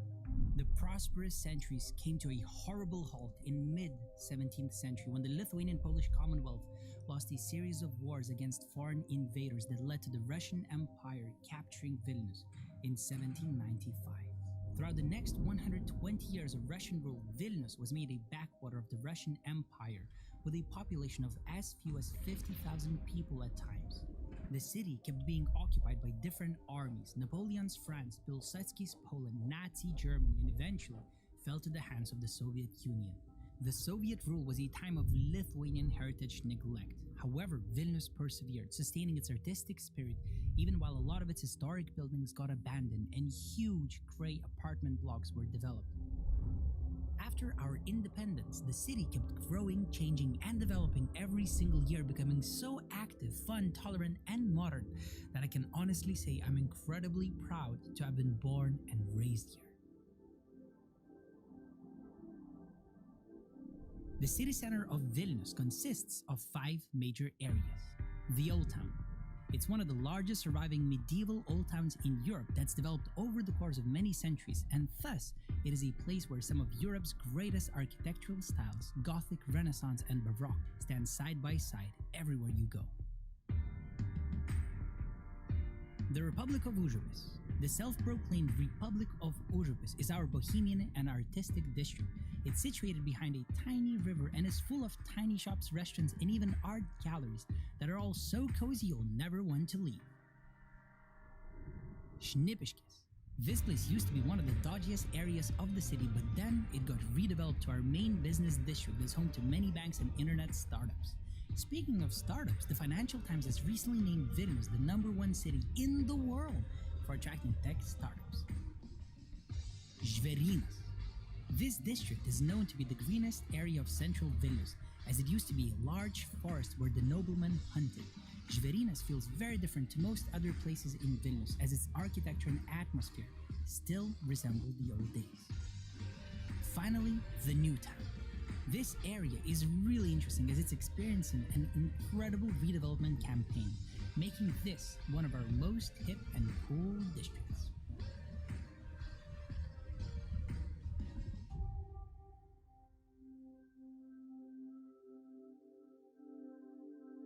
Vilnius is not a true international metropolis yet, but it's ethnically diverse. Around 65% of the people are ethnic Lithuanian, while 14% are Polish, 12% Russian, and 9% come from one of as many as 128 ethnicities that live here. When you finally come visit, don't be surprised to find yourself interacting with a Chinese restaurant owner, an Ecuadorian IT specialist, a Ukrainian barista, or a Dutch businessman. Even though throughout my travels I met literally hundreds of wonderful people from all around the world, but my heart, it always takes me back to the people in my hometown, who might sometimes be a little cold or direct, but they're always honest. They are the people of the heart. They are my people. These days, Vilnius is a youthful and vibrant city full of incredible things to do and lots of beautiful nature, since well over half of the city's area is covered by greenery. In the city center, you can find gorgeous parks anywhere you go that are all very inviting. Our city center is very much walkable from anywhere to anywhere, but we also have loads of transportation options, from car-hailing applications and taxis to electric scooters and two-story tourist buses to, I know you never expected this, hot air balloons! I don't know if you know this, but Vilnius is one of the very few cities in the world that allow hot air ballooning in its skies. You can literally take off in the city center and fly all over the place, enjoying the gorgeous, gorgeous view.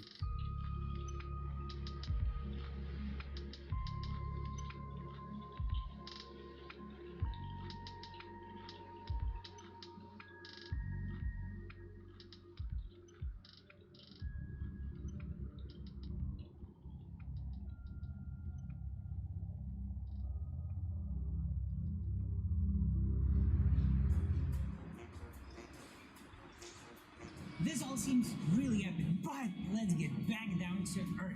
Even though we have all these awesome transportation options, but nothing beats a good old Soviet trolley bus that was cool even before Elon Musk invented his Teslas. A ticket to ride this time machine barely costs €1, and it's definitely worth your money. Trust me, I know. I grew up in these days. Since you obviously didn't come here to see me crying, let's move on to something a bit more exciting. Food. Vilnius is home to hundreds of restaurants, bars, and cafes that offer all foods and drinks your heart will ever desire. However, I must be really honest with you. Vilnius used to be a very affordable place back in the day, but after we got the euro, it became a little pricey. So even though we have all these amazing food options available, you might also want to look into trying some of our delicious kebabs. They're €3 each, and I mean, they could be worse. This, of course, isn't addressed to you if you're coming from Norway or Singapore or Switzerland. You guys certainly won't have to eat no kebabs. You'll be eating fine foods. Okay. Now that we've all had a great meal, it's time to explore. If you're into touristy sites, here are the top 5 places you definitely cannot miss. Gediminas Tower. This is the most famous of Vilnius' touristy sites that's been looking over our city for over 600 years. 3 Crosses, an awe-inspiring religious monument from which you can see a spectacular panorama of our old town. Cathedral and the Palace of the Grand Dukes, 2 touristy sites at the heart of Vilnius that will inspire even the most uninspired tourists. Vilnius University. Founded in the 16th century, it was the first university in the Baltic states that will certainly take you back in time. Church of St. Anne. It is a prominent example of Gothic architecture that was built in the 15th century. This church might very well be one of our most beautiful. Cathedrals, universities, and churches are all really nice, but there's so much more to Vilnius that you should explore. Do not forget our cultural spots such as National Gallery of Art, Contemporary Art Center, and Mo Museum, where you'll find enough art to fill your heart's content. Vingis Park. This park is by far one of my favorite places to relax in Vilnius. It's a huge park literally in the city center that just seems to never end. Halės Market. This local market was established well over 100 years ago and is busy with action more than ever. TV Tower. Standing at 326 meters above the ground, the TV tower is the tallest construction in Lithuania that features a rotating cafeteria giving you a 360-degree view of the whole city. I don't know if you know this, but a large part of HBO's award-winning Chernobyl TV series was filmed in this tiny district of Vilnius. If you want a taste of Soviet apartment architecture, this is your place.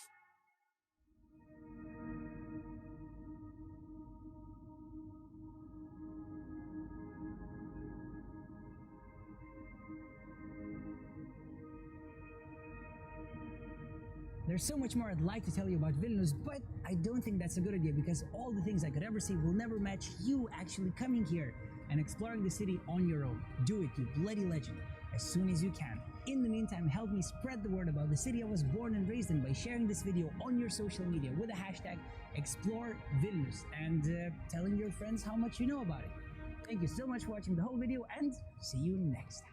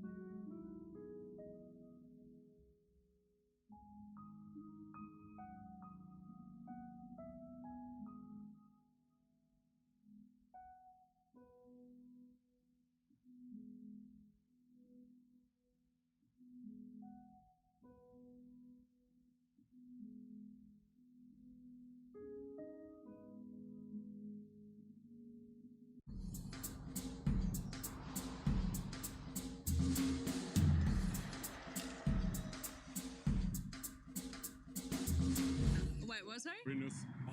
Vilnius. It's Vilnius. Which one? Vilnius. It's Austria. Welcome to Vilnius, Austria, the undiscovered jewel of the Alps. Vilnius is characterized for having most of its landmarks just a few minutes away from each other by foot. This admirable city is in the heart of Austria. Vilnius? In Italy? In the heart of Italy, being its most well-kept secret. Its effervescent streets and colorful markets make it a perfect destination for any traveler. For obvious reasons, Vilnius is the pride of Italy. I mean, the pride of Finland. Vilnius's old town, considered one of the biggest in the region, is crowned by the majestic Kamerine Tower, where travelers like this young fellow, hello there, buddy, can have the same view that the old ruler of Finland, the old ruler of Venezuela. Sweden? I mean, Sweden. Belgium. Oh, okay. Ethiopia. Of Ethiopia? Romania. What if I told you that Vilnius is the capital of Lithuania? Oh, would never know. Yeah? Yeah. There you go. Yeah, okay. Yeah, that's right. Yes! Welcome to Vilnius, Lithuania.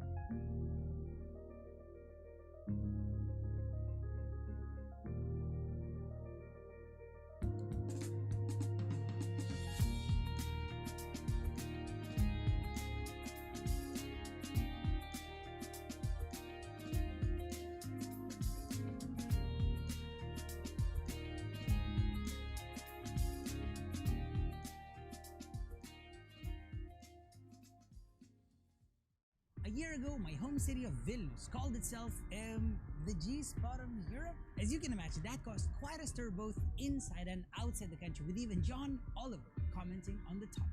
That's real. That is real. The new tourism campaign of Vilnius is Vilnius, the G-spot of Europe. I think this campaign did quite a bit to help people learn that Vilnius exists, but it didn't go too much into detail on what the city is about, and that is exactly why I'm making this video. I want to tell you everything you need to know about the city I was born and raised in, with hopes that one day you'll come explore it on your own and have yourself a pleasurable time. So sit back, relax, and enjoy!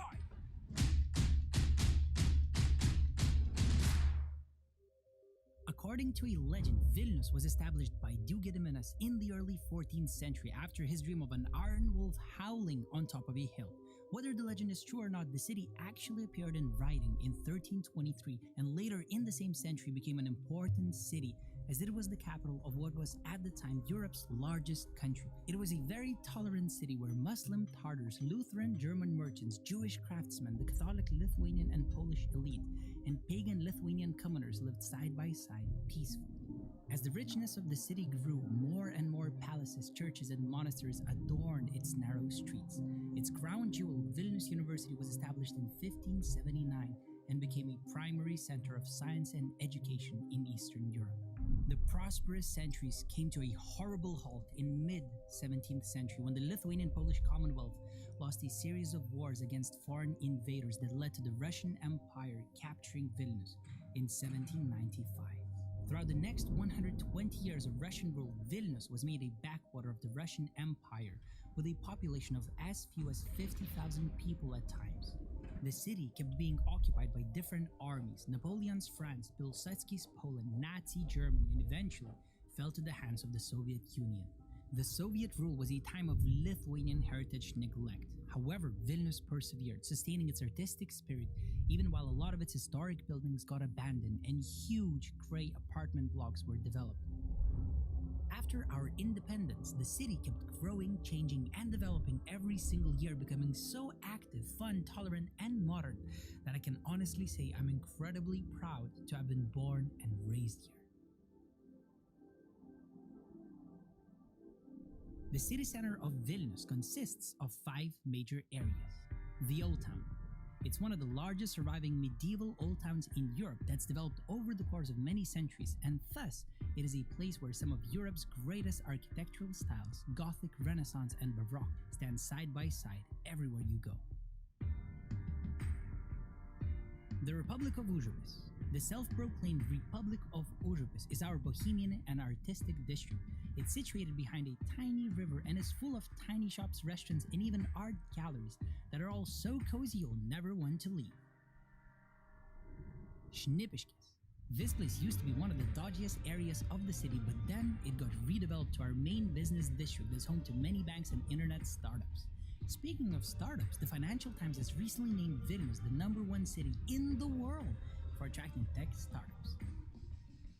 Žvėrynas. This district is known to be the greenest area of central Vilnius, as it used to be a large forest where the noblemen hunted. Žvėrynas feels very different to most other places in Vilnius, as its architecture and atmosphere still resemble the old days. Finally, the New Town. This area is really interesting as it's experiencing an incredible redevelopment campaign, making this one of our most hip and cool districts.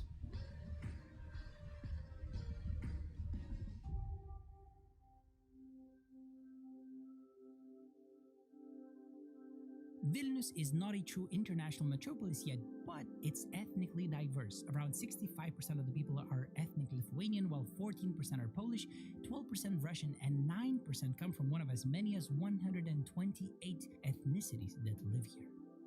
When you finally come visit, don't be surprised to find yourself interacting with a Chinese restaurant owner, an Ecuadorian IT specialist, a Ukrainian barista, or a Dutch businessman. Even though throughout my travels I met literally hundreds of wonderful people from all around the world, but my heart, it always takes me back to the people in my hometown, who might sometimes be a little cold or direct, but they're always honest. They are the people of the heart.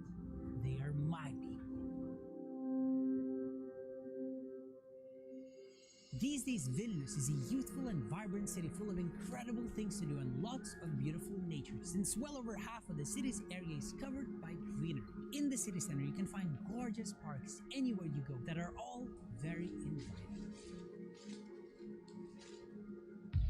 Our city center is very much walkable from anywhere to anywhere, but we also have loads of transportation options, from car-hailing applications and taxis to electric scooters and two-story tourist buses too. I know you never expected this. Hot air balloons! I don't know if you know this, but Vilnius is one of the very few cities in the world that allow hot air ballooning in its skies. You can literally take off in the city center and fly all over the place, enjoying the gorgeous, gorgeous view.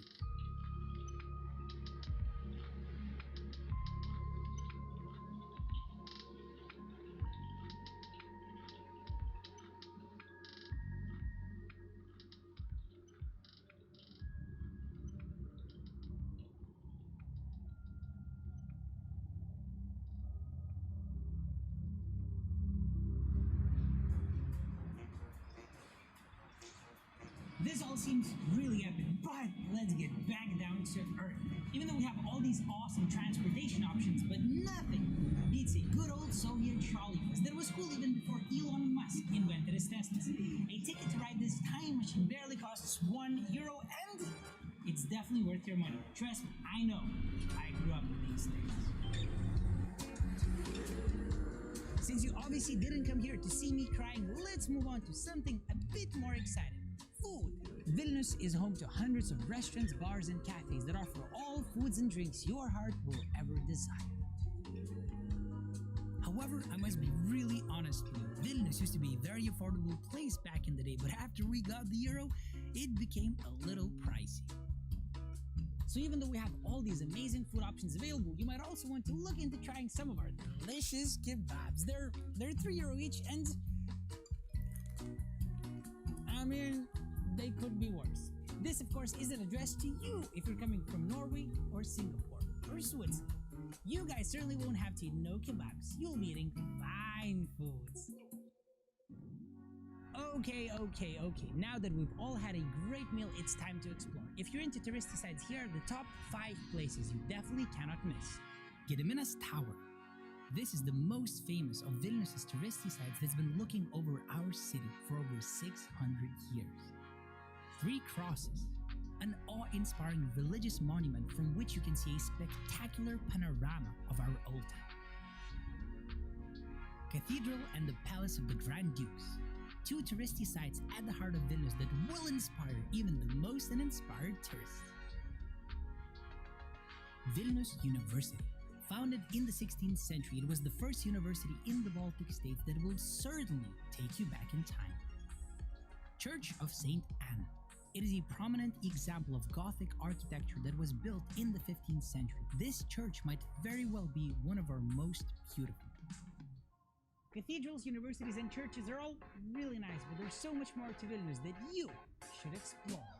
Do not forget our cultural spots such as National Gallery of Art, Contemporary Art Center, and Mo Museum, where you'll find enough art to fill your heart's content. Vingis Park. This park is by far one of my favorite places to relax in Vilnius. It's a huge park literally in the city center that just seems to never end. Halės Market. This local market was established well over 100 years ago and is busy with action more than ever. TV Tower. Standing at 326 meters above the ground, the TV tower is the tallest construction in Lithuania that features a rotating cafeteria giving you a 360-degree view of the whole city. I don't know if you know this, but a large part of HBO's award-winning Chernobyl TV series was filmed in this tiny district of Vilnius. If you want a taste of Soviet apartment architecture, this is your place.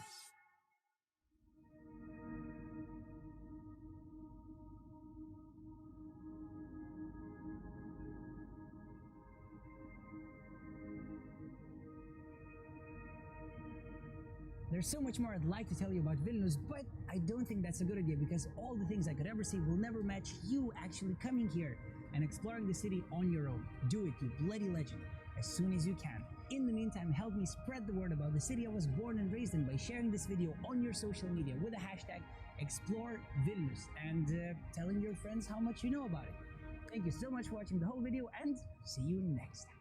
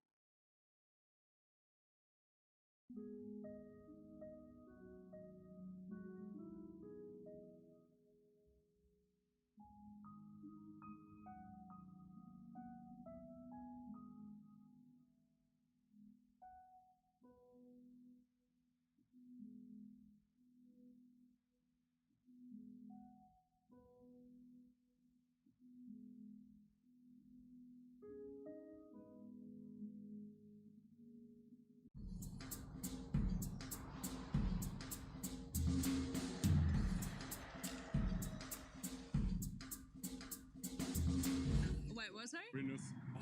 Vilnius. It's Vilnius. Which one? Vilnius.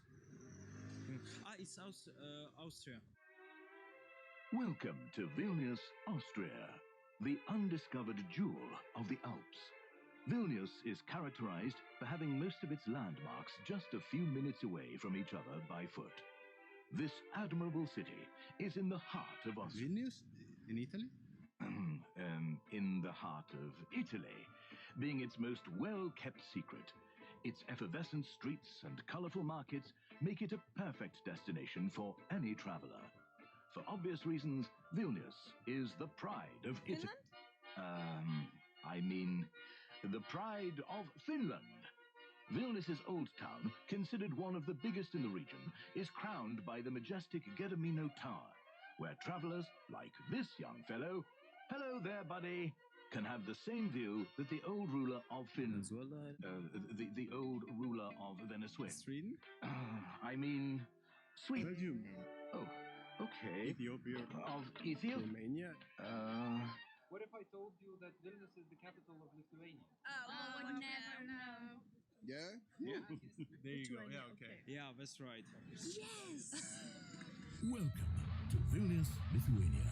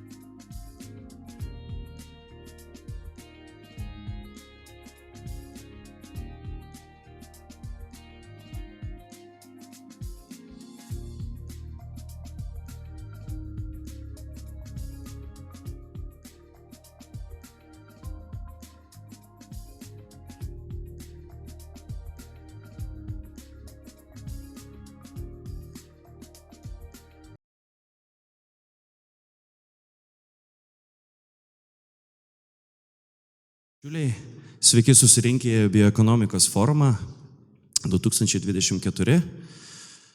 Of course, I'm joking. It's an international event, so let's switch to English and hopefully everyone will understand what I'm going to be talking here and who are the other people that will be sharing with very interesting and innovative solutions. So once again, welcome to this forum of 2024, and it is my absolute pleasure to have you in the second hall where we are having the startup pitches competition. 10 amazing pitches, 10 amazing teams will spend enough of their nervous cells in order to present you what is that important they found as a very big problem that is worth solving. Disclaimer, there had to be 12 teams. 2 teams has flu, so for this reason we have only 10 teams pitching, but at this point it means it's less competition. Are we happy about it? Of course we're happy about it. Less competition, more chances to win. Okay, once again, for those who don't know me, I'm Andrius Milinavičius, the partner behind Baltic Sandbox Ventures, and there is a colleague we didn't negotiate anything with. He will be also in the jury.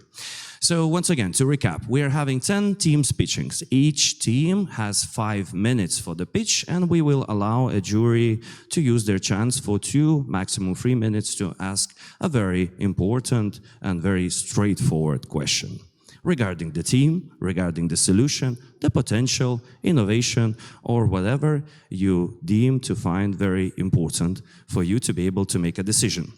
And of course, everyone have here not only to look good on the stage, but also to win prizes. So, the first prize, fast track ticket to the Startup Fair 2024 pitch session. Can I ask for a round of applause?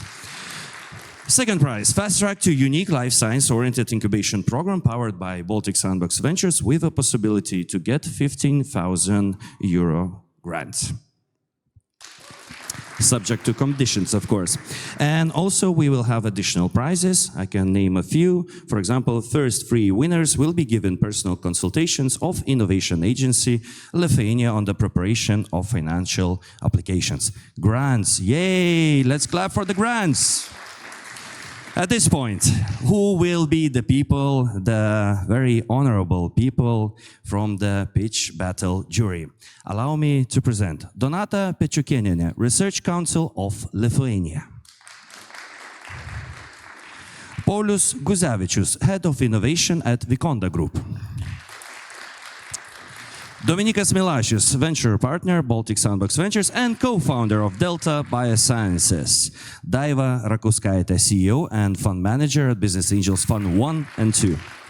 And last but not least, Karolina Trakšelytė-Rupšienė, Smart Specialization Coordinator, Biotech Lab, Breakthrough Areas Department. I have a feeling I said everything that I had to say already, right? And let's move on to the part where we will be able to get to know something very interesting and to see something very, very innovative. Once again, 10 teams. The second team that should prepare to pitch is Frodberry and the founder Paulina. And the first team, with a huge round of your applause, is Ekopolymeras and Antanas Valčiukas.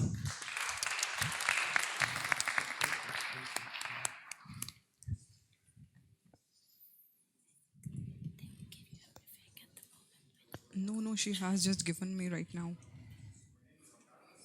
They are just given me right now. Can you hold a second? We don't hear you. Let's double check. Whatever. Take my microphone. All right. So, extra time, I guess. That's all? Okay. So, we stop the counter and 3, 2, 1, start again. So my name is Antanas. I'm representing team Ekopolymeras, and we have developed a bioplastic production method. So we completed a project, InnoStarters, funded partly by Innovation Agency, so thank you for that. And for this we created a production line, so now we can produce bioplastics. So we developed prototype number 2. So bioplastic, which was developed according to 3 main principles. The first is produced from renewable sources. Secondly, it does not produce any microplastics. It's industrially compostable. And you can process it with standard manufacturing devices. So, I mean, if you have a device which works with oil-based plastics, you just can switch material and no hassle whatsoever. So basically, it was designed to work with 2 main production processes. So injection molding, it's usual mass production process, and 3D printing. Nowadays, a lot of people own 3D printers, so now you can do whatever you want to do at your home. We partner with our friends at CupCup, so they provide a deposit system of multi-use hot and cold beverage packaging. Currently, they are producing these products with polypropylene, and we hope that as soon as this summer, we'll be able to provide you some cups made out of our bioplastic. Also, we have prepared a technological development project with KTU, Kaunas Technological Universe Polymer Chemical Cathedra. And the goal of this project is to change the currently used PLA matrix in our plastics with a cellulose-based polymer. So now we have that in lab, and we hope that soon we'll be able to move forward and produce totally renewable bioplastic, which is sourced locally from local materials. Also, we have other partners who work with algae, and here you can see example of page B bioplastic, which is non-chemically derived from spirulina membrane. And this is more like a medical device type of stuff. And I hope that also in the near future we'll be able to move forward with that. And this is our presentation. Thank you.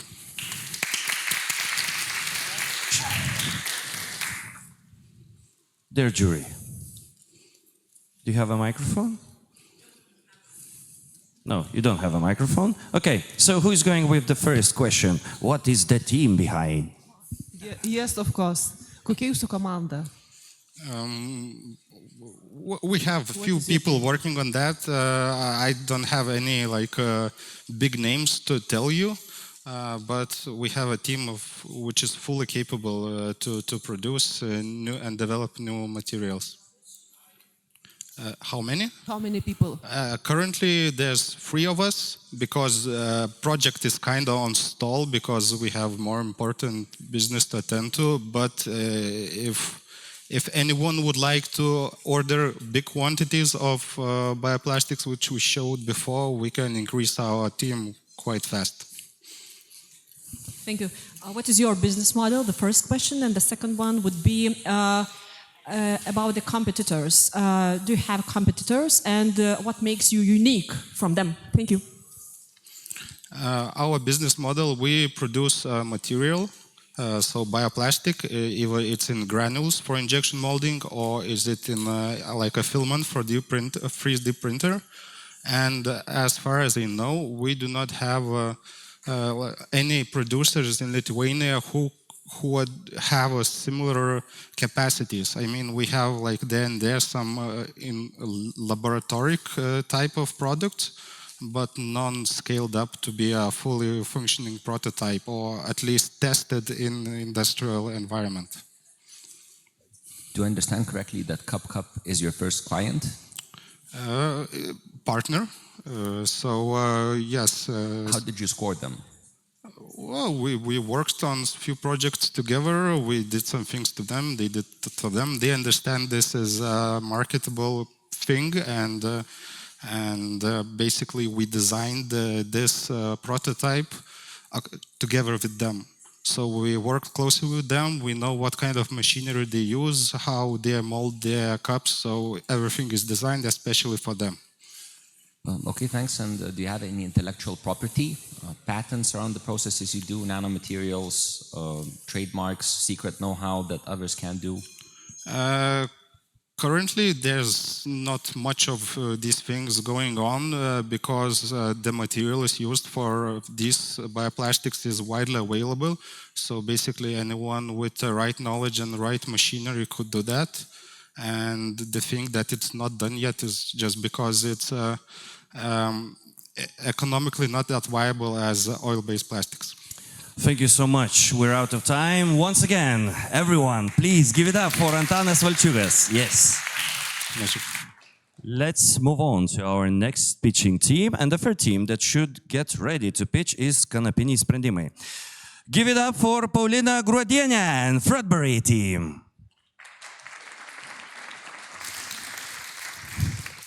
Labą dieną visiems. Hello everybody. My presentation will be in Lithuanian, so if somebody will want to know more in English, I can tell you in person. Taigi, savo prezentaciją norėčiau pradėti dviem klausimais. Tai pirmas iš jų.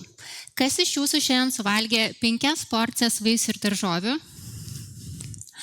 Antras klausimas. Kada paskutinį kartą suvalgiai 38 skirtingus vaisius ir daržovės per savaitę? Greičiausiai daugumos atsakymai abu klausimus bus neigiami. Ir jeigu vienas iš jų net yra teigiamas, tai tikrai sveikinu jūs. Jūs patenkate tarp 6% Lietuvos gyventojų, suvalgančių 5 porcijas per dieną vaisių ir daržovių, ir 12% ES gyventojų, kurie suvalgo 400 gramų vaisių ir daržovių per dieną. Būtent ši liūdna statistika ir paskatino sukurti prekių ženklą Fruitberry. Ką Fruitberry sprendžia? Tai, pirmiausia, edukuoja visuomenę, nes ne visi ir žino, kad reikia tiek suvalgyti ir nežino, kodėl tai reikia daryti.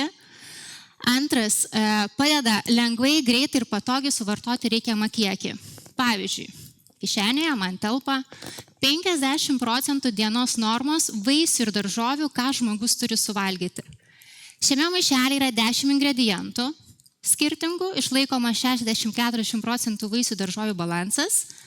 Produktas padeda sutaupyti ir išvengti maisto švaistimo tiek tiekimo grandinėje, tiek vartotojų, kadangi liofilizuoti milteliai nepridėjus jokių papildų, konservantų, galioja 1 metus.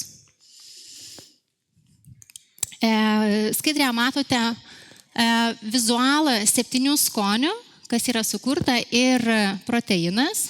Tai kodėl 7 skoniai? Todėl, 7 dienos per savaitę. Tai yra kasdieninio vartojimo produktas ir jeigu žmogus suvalgytų 1 maišelį per dieną, tai per savaitę bendrai jis suvalgytų 38 skirtingus vaisius, daržovės, uogas ir kitus natūraliai gamtoje randamus ingredientus. Tai iš tikrųjų yra didžiulis kiekis skirtingų vitaminų, mineralų, antioksidantų. Dar verta paminėti, kad liofilizuotame produkte yra išsaugoma net 95% maistinės vertės, kur yra natūraliam produkte. Tai iš tikrųjų yra geras būdas lengvai, paprastai ir patogiai suvartoti reikiamą kiekį. Tai vėlgi vizualas produkto pagal skonius ir dėžutes. Ir galbūt apie pačią Fruitberry kelionę, kaip viskas prasidėjo, tai prieš metus laiko gavome maisto gamybos sertifikatą, leidimą gaminti, teko sudalyvauti keletoje tarptautinių parodų, šiais metais išleidome naują liniją vaikišką, taip pat šiais metais gavome leidimą gaminti maisto papildus. Ir iš tikrųjų ir prekybą pradėjome vykdyti prieš pusę metų. Apie pačią produktų rinką, tai liofilizuotų miltelių rinka šiais metais yra 96 milijonai, planuojama, kad jinai iki 32 metų didės. Ir kodėl jinai didėja ir kodėl tas poreikis yra? Todėl, kad didėja dėl natūraliais priedais pagardintų produktų paklausos. Pavyzdžiui, Fruitberry produktas galėtų būti puikiai sudėdamoji dalis pieno produktuose, kepiniuose, desertuose, vaikų maiste, farmacijoje, maisto papilduose. Čia tiesiog finansinės prognozės, kaip pačio prekio ženklo, ką mes dabar darom ir kokia yra rinkos dalis, ėmėm Pabaltijos šalis ir kadangi yra žinoma, koks procentas suvartoja ir ta nesuvartojusi dalis galėtų būti potencialiai Fruitberry vartotojas.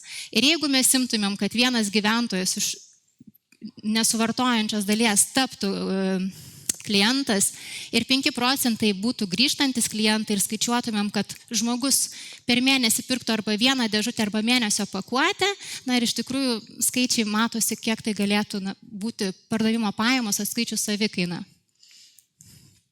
Pat žemėlapį šiuo metu mes esame ir prekiavame Lietuvoje, tačiau turime ambicingus planus iki 24 metų prekybą pradėti Latvijoje, Estijoje, 25 Vokietijoje, Jungtinėje karalystėje, ir kelti sparnus toliau nuo 26 metų.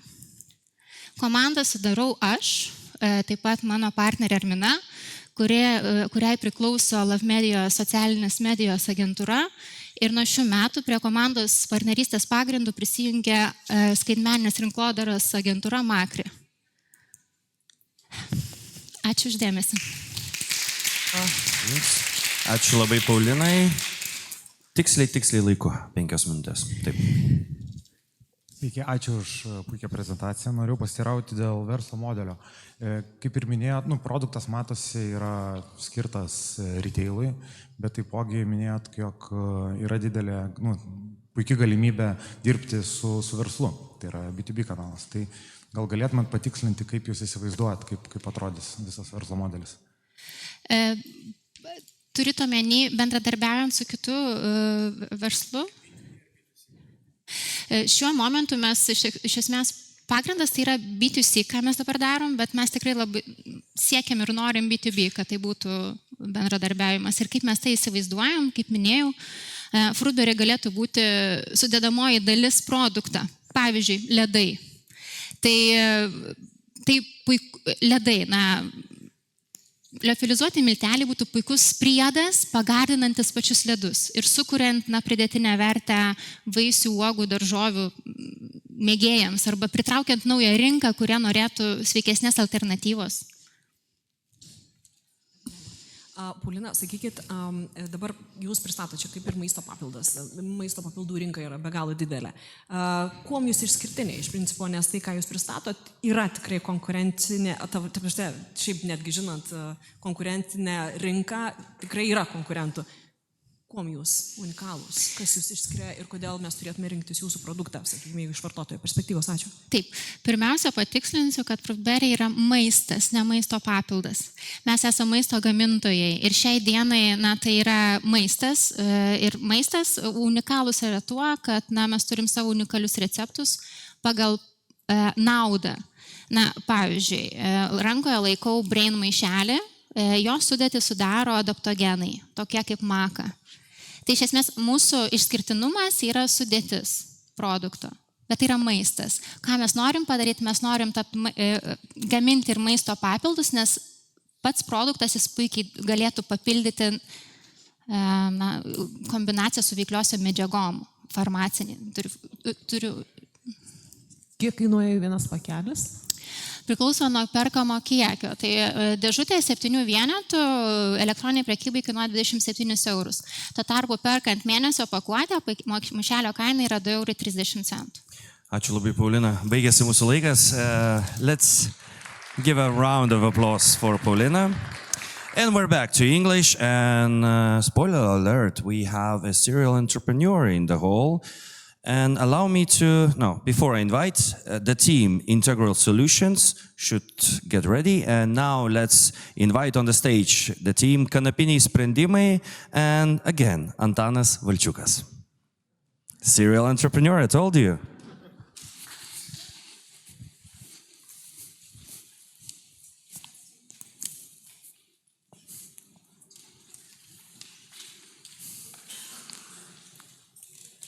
Since there's no sound, so I'll just explain. As I mentioned, we have a more important business to do, so this is it. So we're building houses using hempcrete.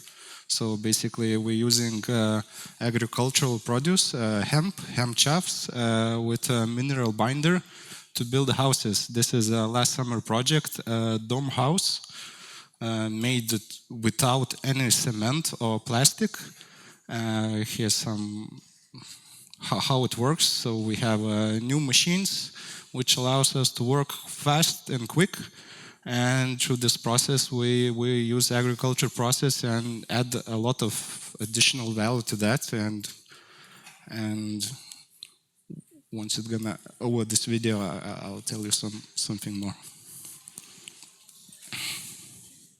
There was nice music, so you can imagine that.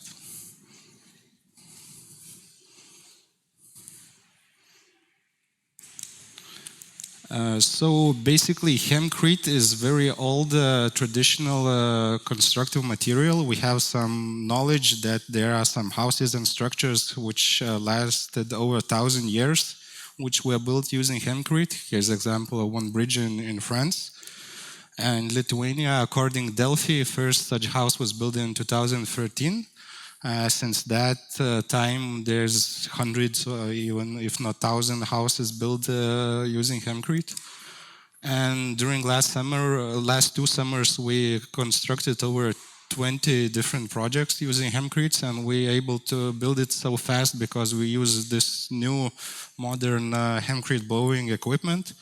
And it increases the speed of production at least around 10 times. So also it reduces the amount of human resources needed, so we can build faster and cheaper.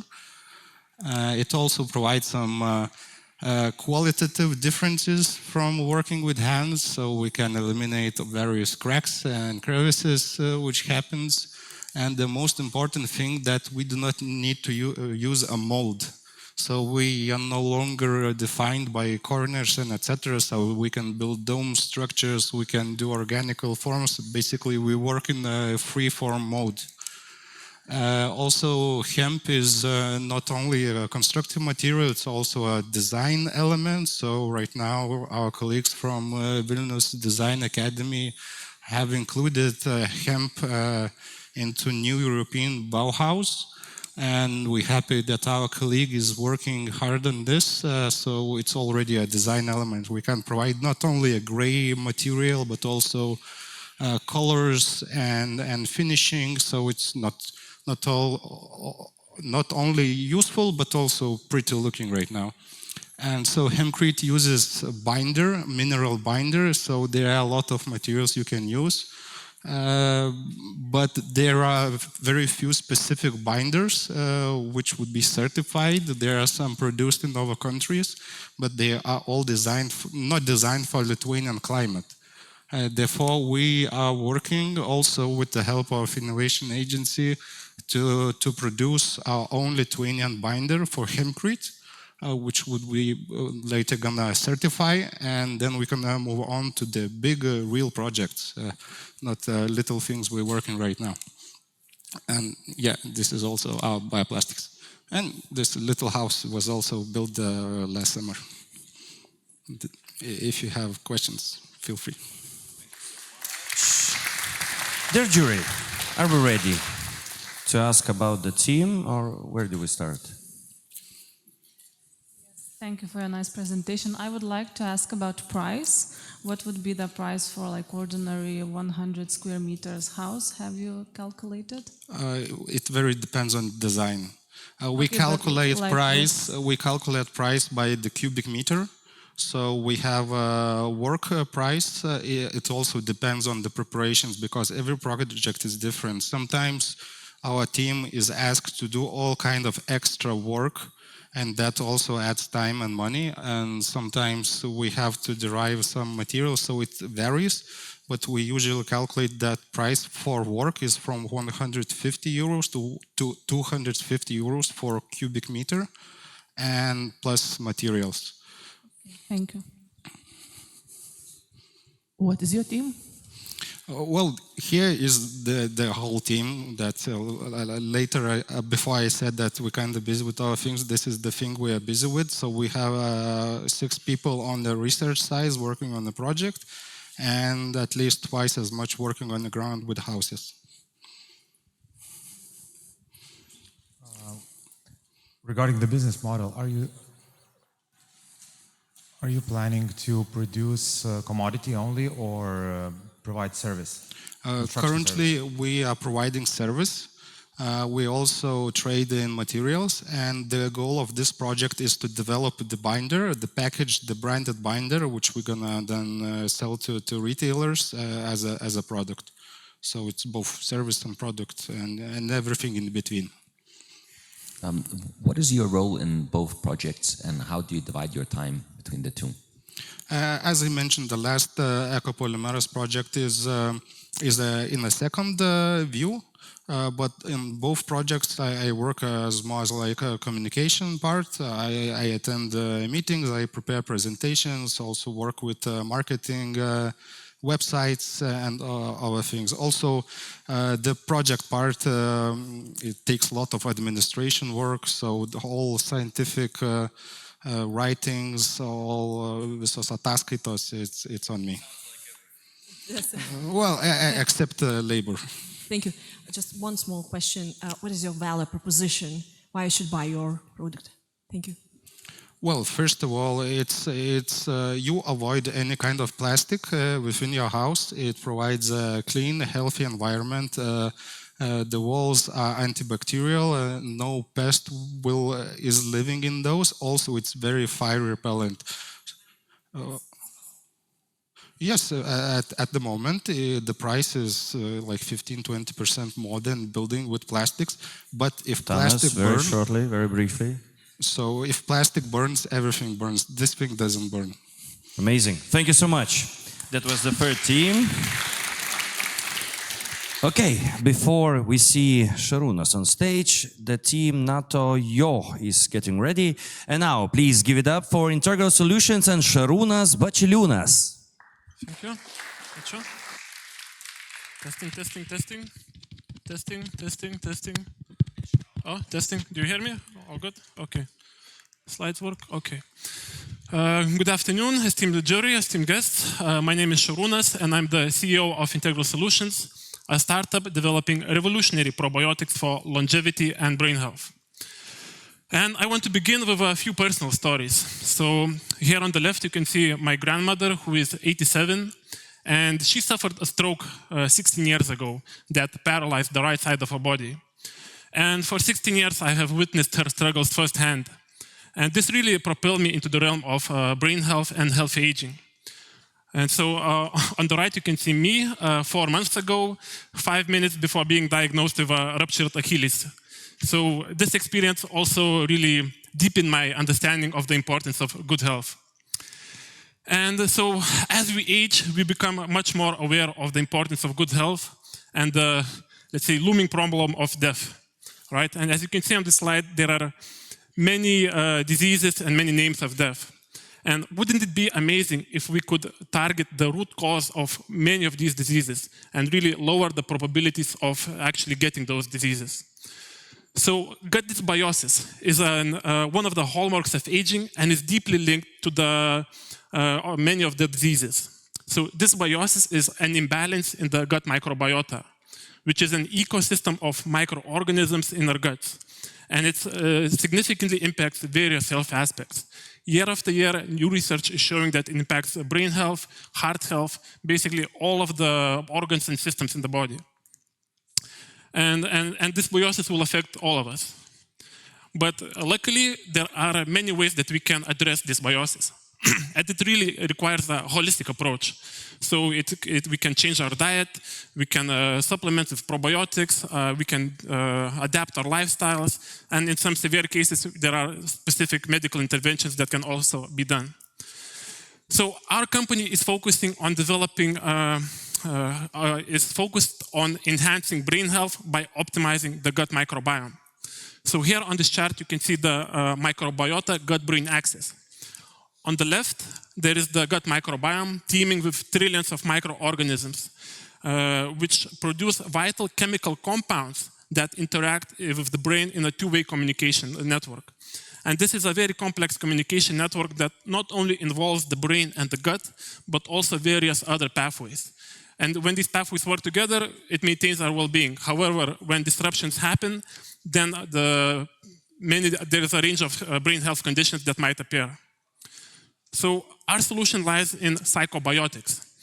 These are specific beneficial probiotic bacteria that can enhance brain health. And it really works by enhancing the gut-brain axis function.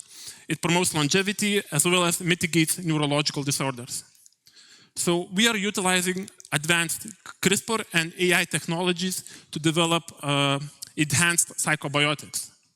Right? And these technologies allows us for precision engineering, rapid development and optimization, and most importantly, increased safety and efficacy. So our enhanced bacteria will be patented and be open to licensing to other companies that work in the food and beverage sectors, as well as can be a dietary supplement brand.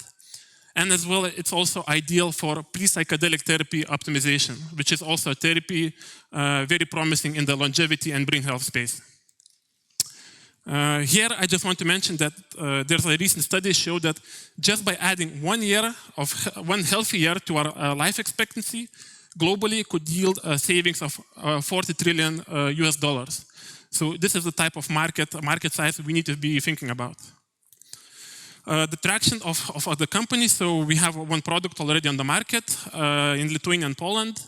Last year, during the World Probiotic Congress, we were selected as Probiota Pioneers winners, a recognition given to the most promising startups working in the microbiome space.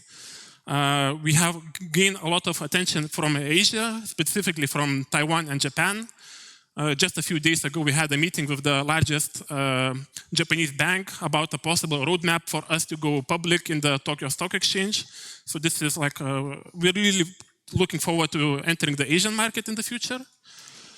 So our team is composed of 2 founders that combined have over a decade of experience in gut-brain research, as well as business development and innovation. We also have world-class of advisors. We have 5 professors from the US, Israel, and Lithuania. And as we look into the future, we want to forge strategic partnerships with innovators and institutions to co-develop and commercialize our psychobiotic solutions.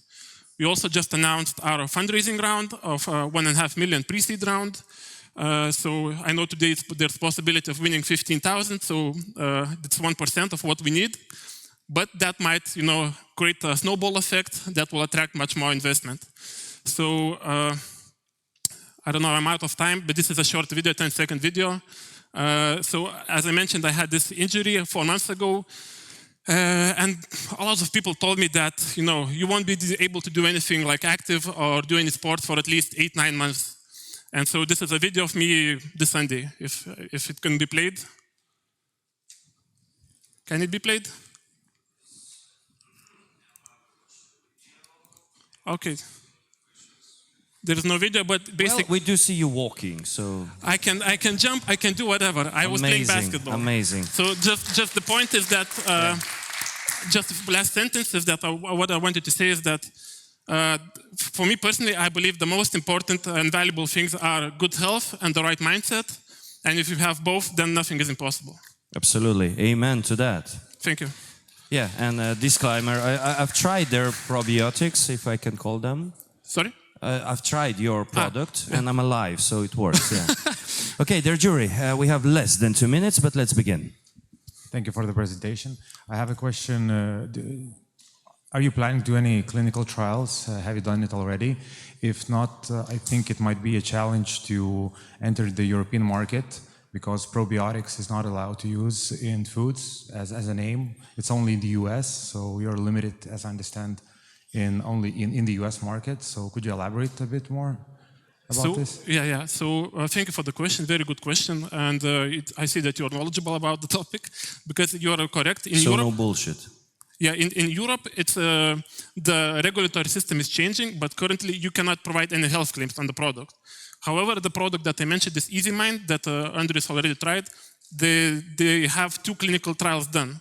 So it's still important to do the clinical trials so that, educated consumers can still, check the efficacy of the product, and that really encourages them to, actually purchase the product. In other markets, like you mentioned, in the US, the regulation is different, and you can provide certain health claims there. So you mentioned that you are already in the market, so what is your revenue? So last year we got a revenue of around 25,000. And this year, what's the projection? So this year, millions, yes.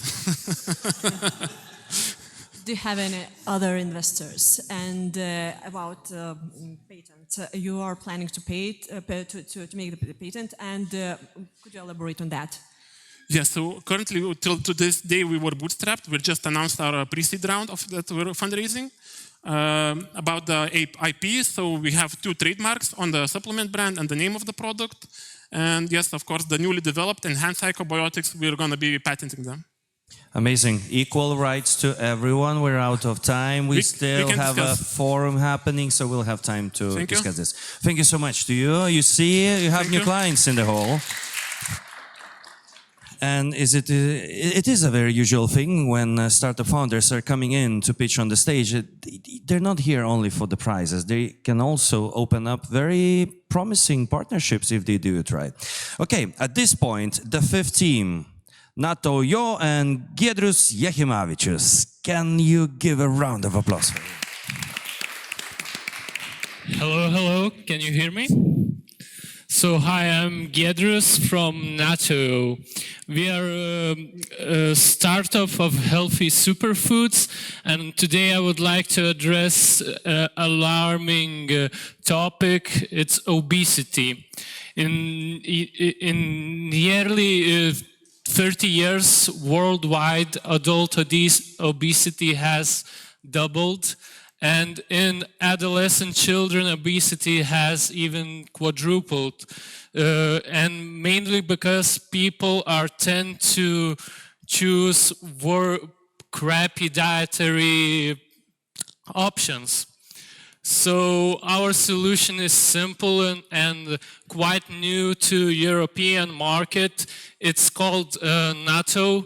It's fermented soybeans, which is highly nutritious, packed with probiotic bacteria, Bacillus subtilis, and it is known possibly to lower cholesterol levels in your blood. And if we would speak about the market projection, by the 2026 NATO market should reach 220 million. And the main competitor is and distributor Japan. However, if we would compare Japanese production, here it is sold 10 times the average price. It lacks the variety and has some supply chain problems. And what we would offer to make it here locally, to have a bigger and wider variety of natto, and make it a lot cheaper. And most of all, we would seek to diversify people's protein intake in Baltics.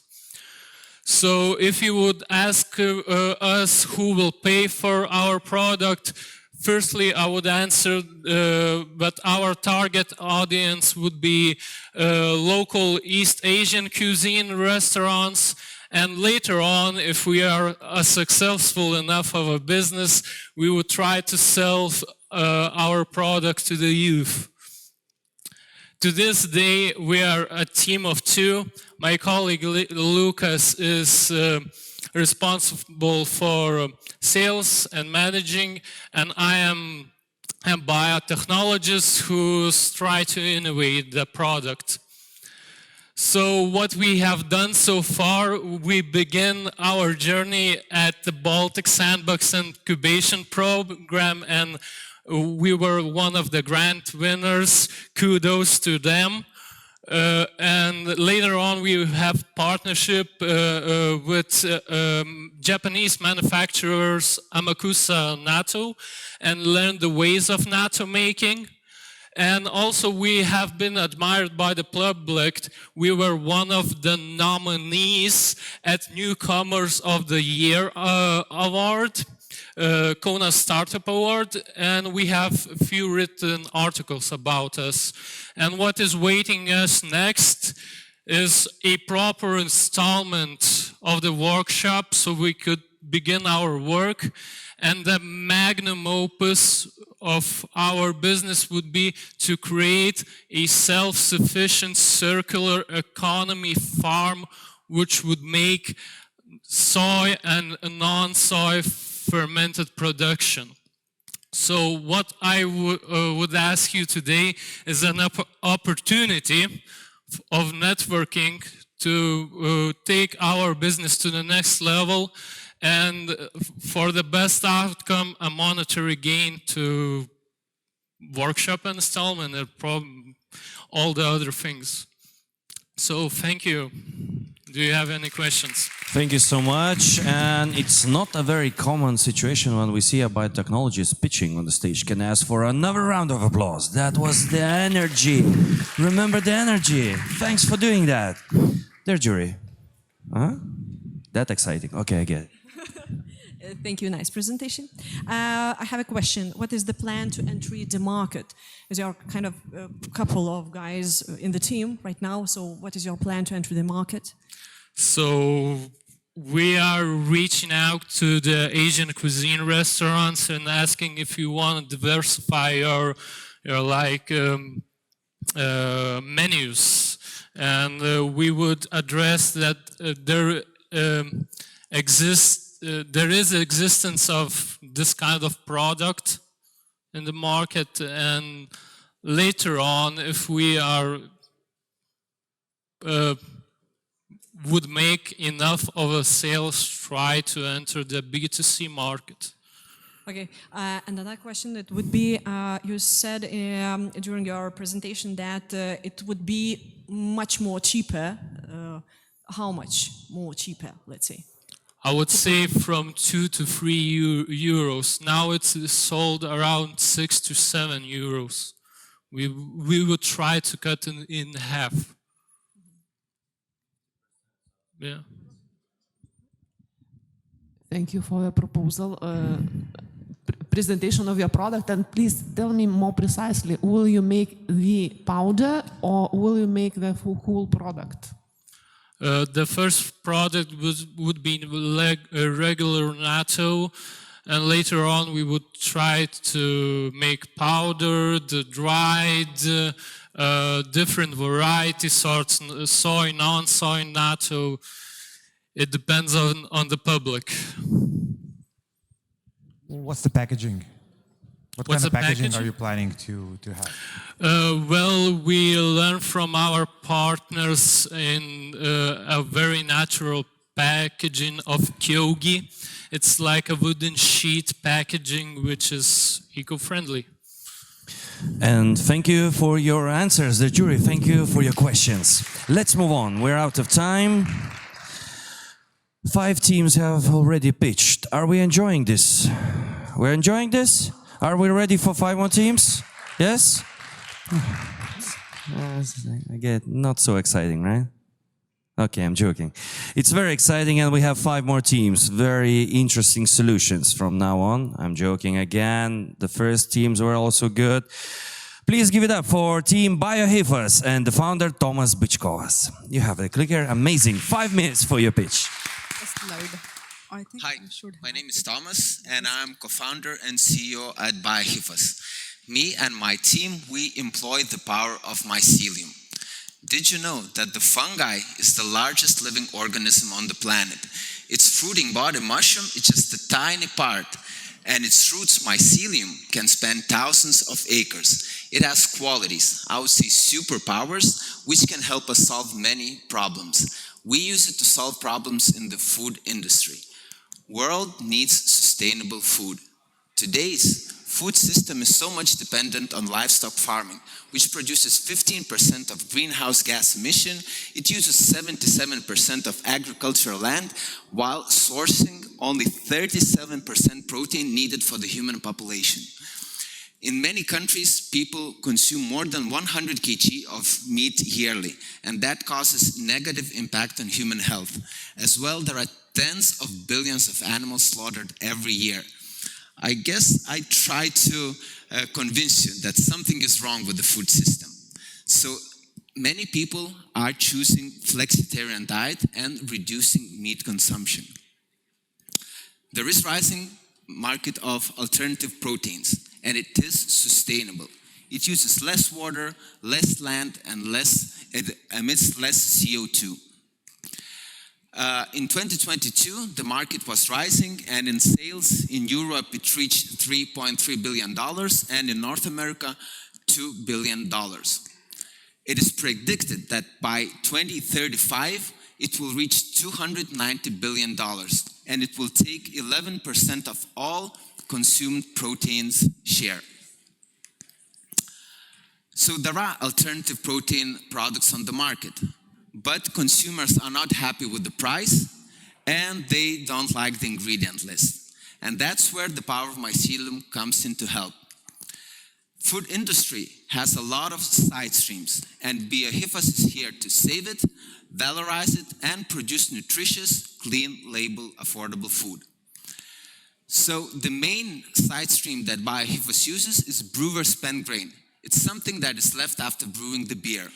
And as you can see from the numbers, it's available in big quantities and in cheap price, and it's available worldwide. So for the moment, the majority of BSG, it goes to animal feed. As livestock will be shrinking, so we'll have more available of this BSG. And how we do it, so we valorize industrial side streams using solid state fermentation for producing the product for the consumers.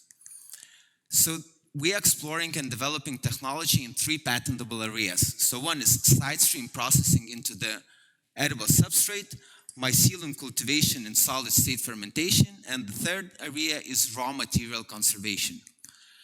And we are exploring 2 B2B models. So one is building a big factory where we take big quantities of side stream and then we process into the food, or we plug in small facilities next to factories which produce the side stream. And there is a variety of applications, from meat alternatives, plain form or powder, cakes and chips, or pet food ingredient. So this is the very, very first sample that we made at university. So from that moment, we really achieved more progress. And what we are striving to achieve with our technology is to it be circular, to be affordable, clean label, and able to produce nutritious food. So what set us apart from others? So it's 2 criteria, affordability and circularity. So this is the path that we see for BioHIFAS. So in the coming months, we'll be increasing the lab scale production and finalizing our prototype. Then later this year, we'll start developing pilot scale production and starting joint product development with the one manufacturer.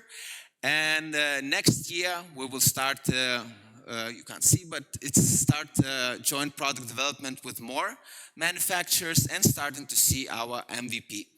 And in 2026, we see ourselves developing commercial scale production. So at the moment, we are transferring from 1.5 kg production of product to 50 kg production.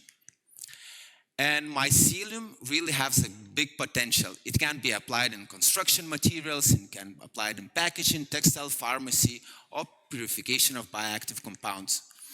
So our team is ready to solve the problems in the food industry. Myself, I am a passionate plant-based promoter, plant-based diet promoter. Edwin, as he's professional chef and food technologist with 15 years experience at Unilever. Simas is doing his PhD in his thesis is cultivation of mushrooms on side streams. And we have experienced advisory, which helps us with venture capital building, applying for EU funds, and developing industrial scale productions. So for this moment, we have raised 90,000 euros, and we are looking for 200,000 euros investment to start pilot scale production later this year. I'm happy to meet investors and partners. I'm Thomas, co-founder of BioHIFAS. Let's employ the power of mycelium. Thank you. Thank you so much, Thomas. And the jury, do we have questions? Of course.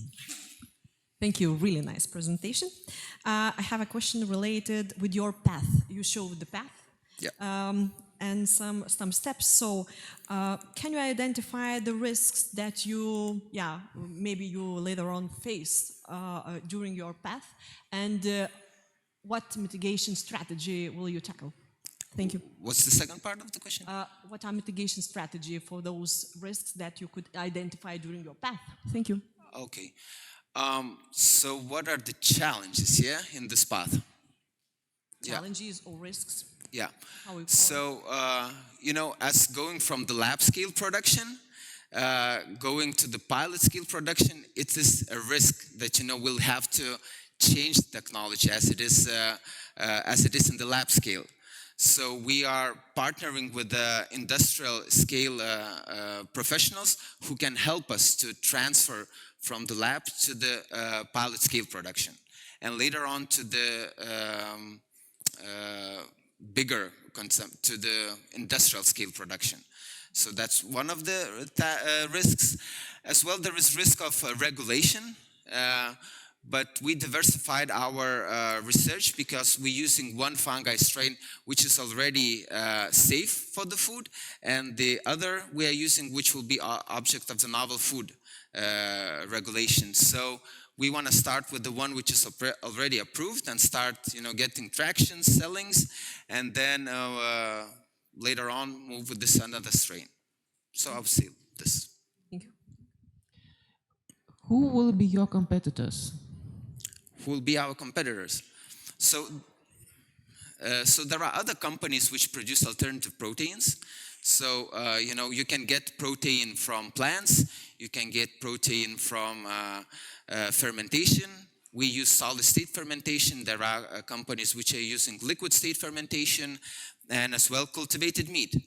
But at the end, we're all competing with the animal protein, because we all see ourselves how to reduce animals being used in the food system. And thank you for that, Thomas. Thanks. Good luck with your mission. Yes, we have to move on, and the next team will be Freya Cultivation System, but the team Biofita Antigels is getting ready. So once again, 3, 2, 1, Freya Cultivation Systems and Lukas Bartusevičius, yes. Hello, everyone. As introduced, my name is Lukas Bartusevičius. I am the CEO of Freya Cultivation Systems. We're a startup in agri-tech, developing hardware specifically for the improvement of productivity and profitability of commercial greenhouses. So commercial greenhouses, breaking down the economics problem into 3 parts. Number 1, all greenhouse cultivation is done on the horizontal plane, which means plant density is limited, therefore your total yield is limited. Problem number 2, very high capex. To start a greenhouse project in Lithuania, to give you an example, one prominent greenhouse built a couple years ago, 1.5 hectares, 12 million euros. So that's 800 euros per square meter just to start. The margins are also very low. Greenhouses are attractive because they operate throughout the entire year.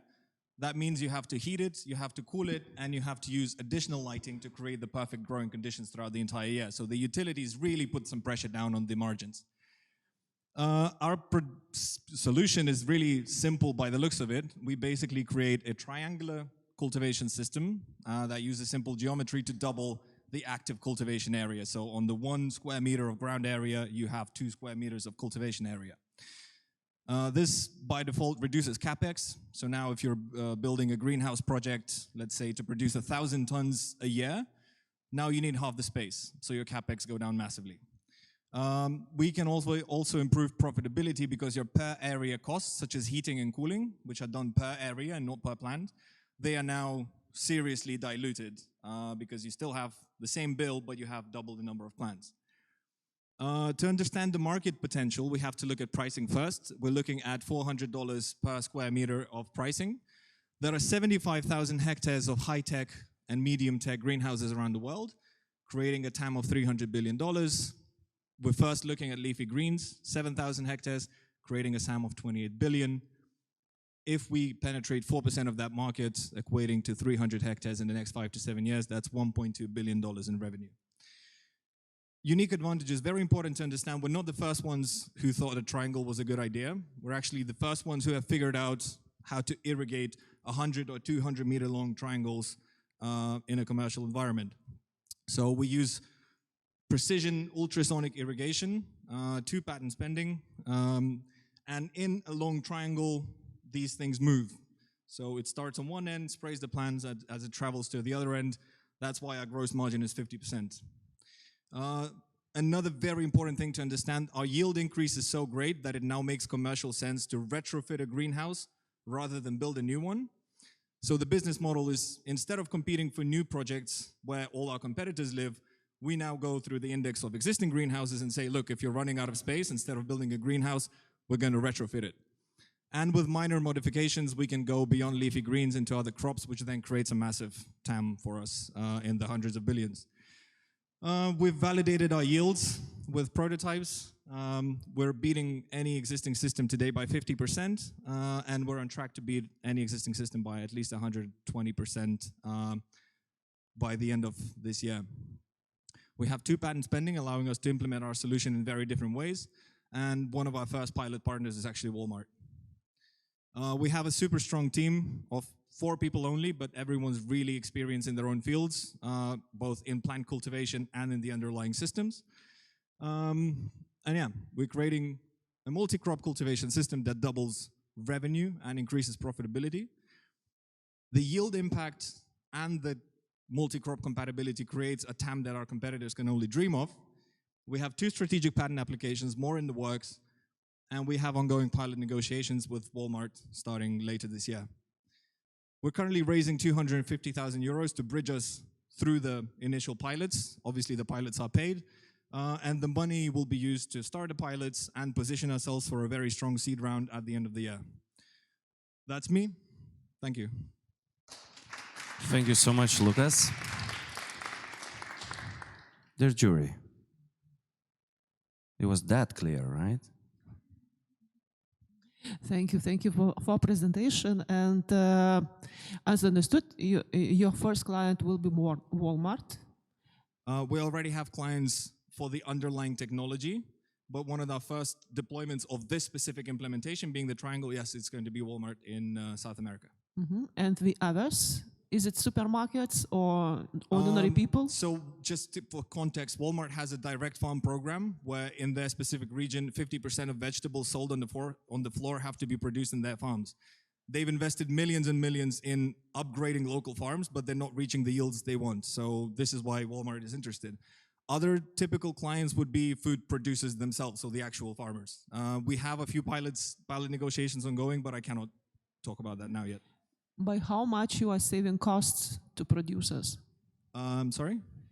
What is the efficiency of your equipment to the farms? I mean, how much they save in cost because of your... So to give you an example, to produce 1,000 tons a year of leafy greens, lettuce, you'll need a greenhouse of maybe, let's say 2 hectares, maybe less, but let's just say 2 hectares to be safe. So by using the figures in Lithuania, that's about $15 million capex. Well, if you're using this, you need half the greenhouse. So that's about 8 million capex total. So there's a 50% upfront saving. If you already have a greenhouse and you're running out of space, then you're saving the cost of building a new greenhouse rather than just building this in, again, basing the pricing on the value. And what's about the cost of lighting and heating? So let's say you're heating and lighting a space. If this stage is the space, we basically, your bill is the same, but we have twice the number of plants per greenhouse, so you dilute those costs. Thank you. What about the nutrition value of lettuce grown in your systems and in farms? So the nutrition values are either the same or higher. I can delve deeper into the underlying technology and the biological processes, but basically any lettuce you buy in a supermarket today is grown in something like this, something that looks artificial, even though it's a fully nutritious plant. One quick question: what are your competitors? Is this technology more efficient than vertical farming? So good question. Vertical farming. So to grow a 1 kilogram of lettuce in a vertical farm in Europe is about 15 euros, 14 euros OPEX. So we don't consider vertical farming as a competitor. In total, global footprint of vertical farming is 50 to 70 hectares. greenhouses are 70,000 hectares around the world. So vertical farming is really not an issue for us. In terms of competitors of system developers, they're all horizontal. So we'll leave them in the dust. And thank you for that. Round of applause for Lucas. And now, next team pitching, Biofita Antigels. And I'd like to invite on the stage Hija Zera, if I pronounce it correctly. Am I right? Okay, round of applause, team number 8. Oh no. Hello everybody. Today I'm here to talk something about patients. We are having a topic like broad spectrum antimicrobial activity functional gels from natural renewable resources. This topic is all about patients, and we are making some gel which are very useful for the patient. So we will talk about problem. I will start and say with a very simple words, antimicrobial resistance is that if you are giving antibiotics to the patient, but it's not working. So what we will do? It's because antimicrobes are not working in her body more. So it's the topmost global problem these days facing which are humanity. Like more than 3.5 million cases healthcare associated infections every year leading to the death as well. So we have so much problem in patients like stomach pain, nausea, diarrhea, vomiting, and many more, like for having so much antibiotics in their bodies. So that's a big problem for everybody. You people also know that for taking antibiotics. So we are coming with a natural renewable gel solution. Or we are making gels which are 100% natural and with bioactive materials. They are without antibiotics and have strengthened the human system. So we are not using any like artificial flavors or something bad. We are just using natural, 100% natural plants and making, stimulating it with some purified chemicals and just making the gel, and which is very grateful for the recovery phase. Like antimicrobial wounds gel we are making, they do against bacteria and other pathogen. They just provide a cooling effect and a moist environment, and the patient recover very well.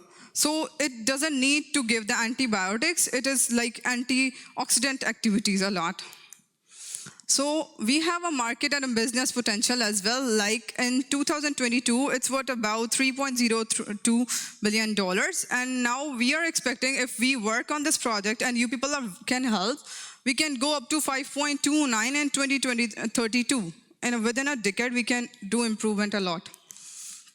Like we do work to business and to business to consumers. Our customers can be clinics, public health service, and patients, and and everybody who is present in home and have an injury, he can contact us and take medications. Like we are raising for around 70,000 euro funding to develop this project, and we are like on a 6th stage for that, and we are just going to cover this all. So it has a good impact on every sustainable pillars like health, climate, economy, and society. It doesn't provide any waste, you can say. And from this purpose, we are just involving that. We can reuse or recycle 70% of euro waste can be recycled in a very fluent way, and it's a much cheaper process. We are working on this and on a 6th stage like.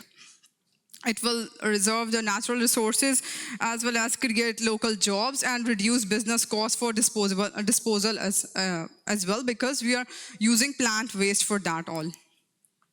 We have a strong, competent members, or having 5 doctors, associate doctors, 2 professors, and lawyer, and a financial advisor as well. Like we have a strong team members we can do, but we are just lack of having some funds, like these things. So our technology is based upon an innovative synthesis. It is so environmental friendly, it is economical, it is sustainable. Like for your people information, we have presented this in Innovation Technology, Singapore in 2021, and it was about top 10 most important patents of the world. And this work has presented in 1 patent and 1 world grant patent and 2 European provincial patent as well. Our work is just quite much effective. So we have competent position as well, like everybody has some competitor, but the problem is that they are just using antibiotics, which are not good for health. Our work is just to do to just make this product by plant-based. So it doesn't involve any antibiotic and any other, no any harmful chemicals. We have these competitors and as well as in market, but they have a flaw to having antibiotics in their products. Thank you so much for presentation. My CEO name is Dr. Aiste Balchunaitiane. She is the CEO of Biofita company, and I belong to LUMS University, and I'm a PhD student. Thank you so much, everyone. Thank you so much for a really interesting pitch. Dear jury, shall we begin with questions? When you would plan, first of all, thank you for the presentation. Oh, thank you so much.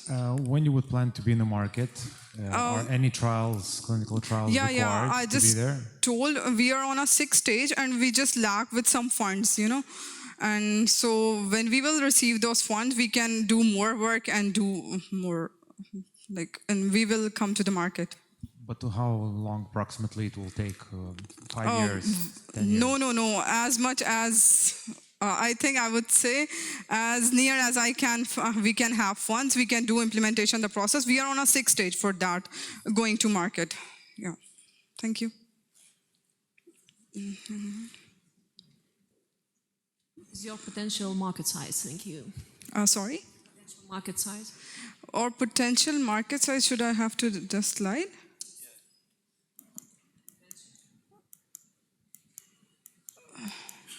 This one? No. This one?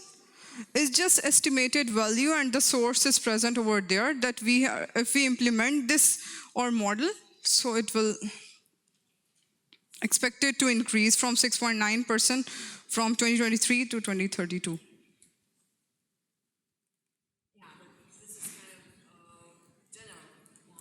Yeah. It's based upon statistical analysis, yeah. I don't know the deep knowledge about that, but we will ask about the team. But it is based upon some statistical analysis and formulas, and we are expecting to increase this all. Main points or competitors, something you are asking? How we will make this product? Oh, we will gonna make money when we will have funds and make product, and we will then get it to the market, and that's all, I think. I have a very boring question compared to these, but what areas are your patents in, and how is your synthesis protocol different from the currently used protocols? Our protocols are different. We are using plant waste. I didn't mention the plant waste, but we are using plant material for the synthesis of our products. So we will incubate with our gels, and that gels are going to be in market for the patients. And the patents? Sorry? And the patents? Package? What have you patented? Patent, we have mentioned. This work is on 1 IP portfolio worldwide patent and 2 European patent. This all theme has been patented. Okay, thank you so much. Thank you so much for your presentation. We're out of time. Everyone, only 2 teams left, and now I'd like to invite the team that has very similar name, and it's again called Biofita, and the presenter will be Kadia Ramzan. Are you ready, Kadia? With a round of applause, 5 minutes for another pitch. Hello, it's me, Khadija Ramzan, not Kadia. First of all, I would like to say thank you for giving me this opportunity. So we all know that we eat fruits and vegetables. And of course, everyone wants fruits and vegetables which are healthy, nutritious, good quality, and without any chemical use. So I'm here to present a solution for this. The topic of my project is multifunctional sustainable nanocoatings for fruits and vegetable protection. Let's start with the problems. Globally, we know that we are in the world where food waste is alarming high, and plastic packaging has adverse effect on our environment, and it's also undeniable. So it's crucial to find sustainable solutions for these problems. Globally, there is 1.3 billion tons of food waste generated per year, and around 50% of food is generated from post-harvest handling and during processing. And in Europe, it's about 57 million tons produced per year. From the example of last year, USA brought tomatoes for households, and it's about 30% of fresh tomatoes thrown, and which generated overall 2.3 billion tons of food waste in a year, per year. Food waste is also cause adverse effect on our environment with the emission of carbon dioxide that is its amount around 3.3 billion tons annually, and also cause global warming effects and harming our biodiversity. So for this, we need solutions, and here the solution is something about coatings, and we will prepare for this. We will prepare sustainable nano coatings based on plant byproduct to protect our post-harvest fruits and vegetables. The purpose of this coating will delay the ethylene production in our food. When we apply this coating on our food, it will delay the ethylene production, and of course, it ultimately goes towards the increasing shelf life of that food. So the characteristics of our nano coating, it will be 100% natural, consumers demand, and sustainable. Inhibit the ripening process and use globally, and endure freshness of our fruits and vegetables. The impact of our nano coatings is on global economy.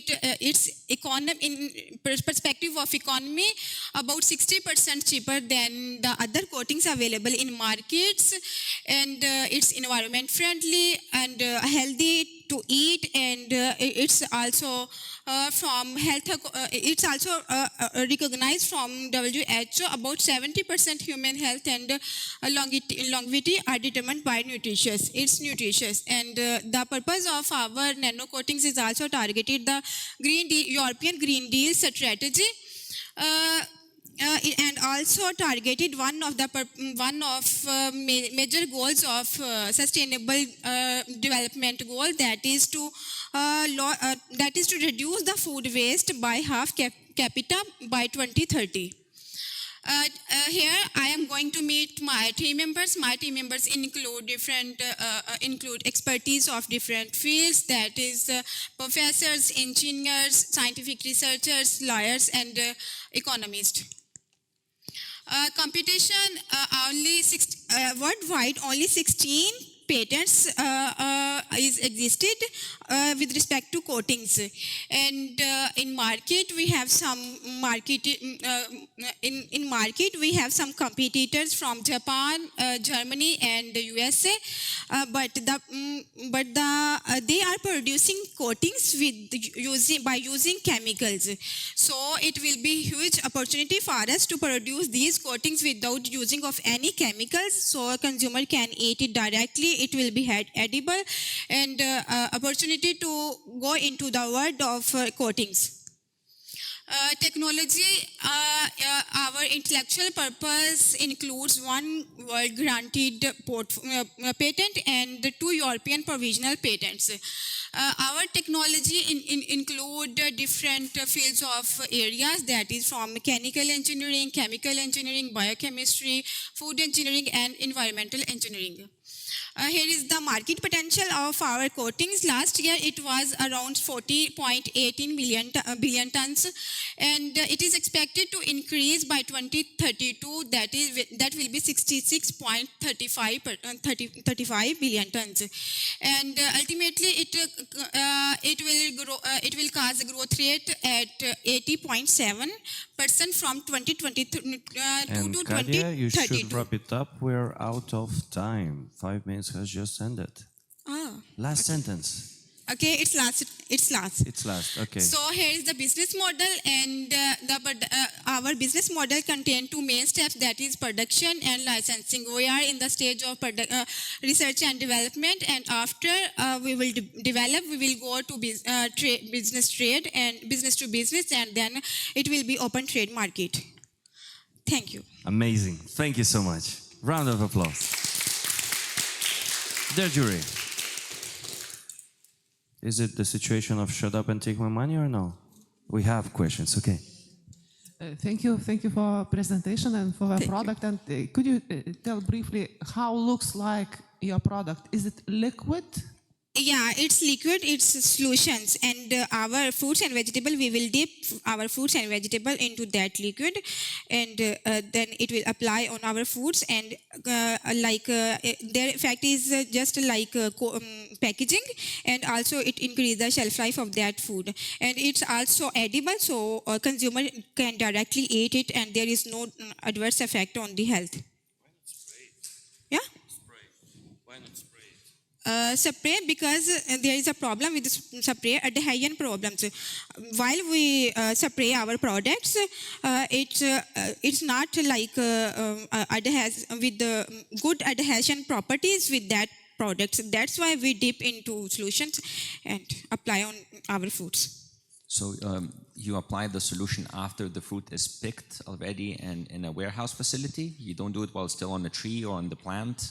No, not on tree. It's after post-harvesting, because our main purpose is to reduce post-harvest loss.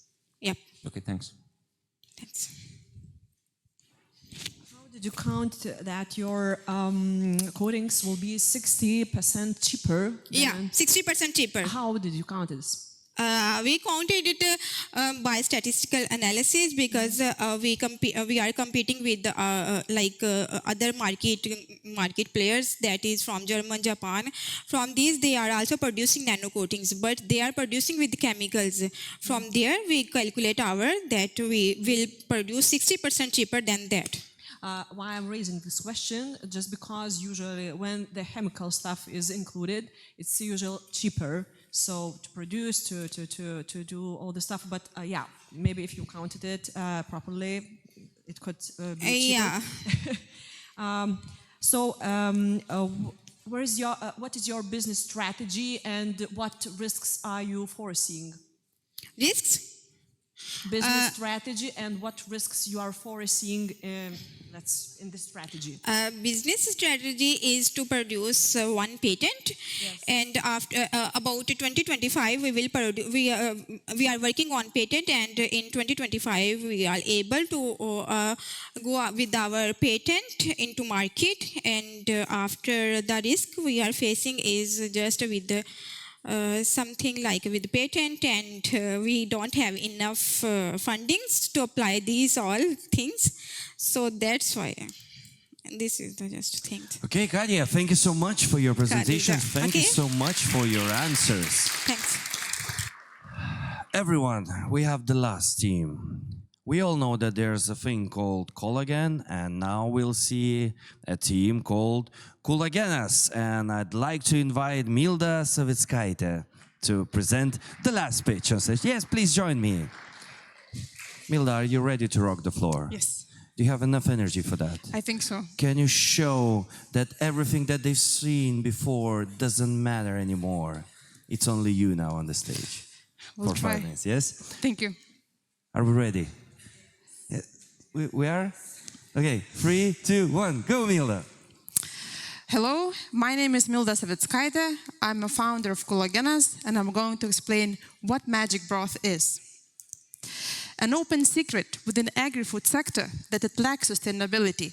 Like the EU livestock industry creates more than 20 million tons of animal origin waste every year, which is unused materials and a big loss of resources. Another problem is a low collagen protein intake in today's diets. For example, unlike our ancestors, we consume only up to 5% of the amount needed by our bodies. But why do we need collagen? Well, it's the most abundant protein in our bodies, mainly existing in our bones, joints, skin, digestive system. And as we grow older, as of 25 years of age, our body's ability to produce collagen on its own decreases by 2% yearly. So we need to get it from foods. To the existing problems, we have a unique solution, which we call a magic broth. It is a 100% natural source of collagen protein, rich in nutritional value, and easy to include into everyday diet. In other words, it is the 21st century product that combines ancient tradition with the possibilities of today's innovation. And even though the competitive environment offers a range of products, they are either not natural, or low in collagen protein, or inconvenient to consume. Our product does not have these disadvantages, and this is what differentiates us in our target market. Our value chain is based on circular economy principle. We convert meat processing side streams, waste, into high-value nutrients. And we do that in a safe and ecological way.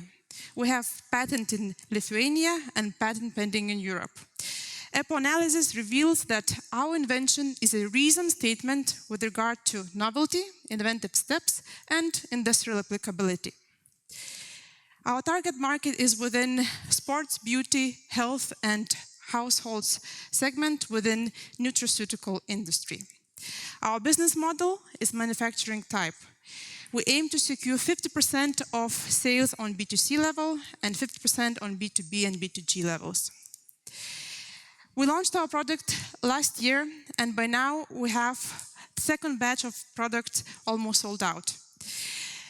This year we proved that our product can last not 12 months, but 24 months. We have strategic partnerships with health food stores chain like Livin, Assorti. We are also selling online, and now we're making the third batch, which is 3 times bigger than the second. Simultaneously, we are developing a specialized product for people with specific needs, that is people with swallowing disorder and post-orthognathical surgery patients. We've been enrolled in a number of IAT programs where we took winning positions, and we have been accelerated by UK companies like PepsiCo, Sainsbury, and were incubated by universities like Cambridge and Reading. We have a team of science and business, and we have the needed expertise and skills to grow Magic Broth successfully, and by doing so, to make an impact on food system by shifting people to healthier diets, serving people with special needs, shifting production of foods from linear to more circular, economy-based, and to contribute to protein diversification. And we say that a natural broth, Magic Broth, can become your everyday routine. It can be nutritious, delicious, and convenient to consume wherever you are. Absolutely. Thank you for your attention.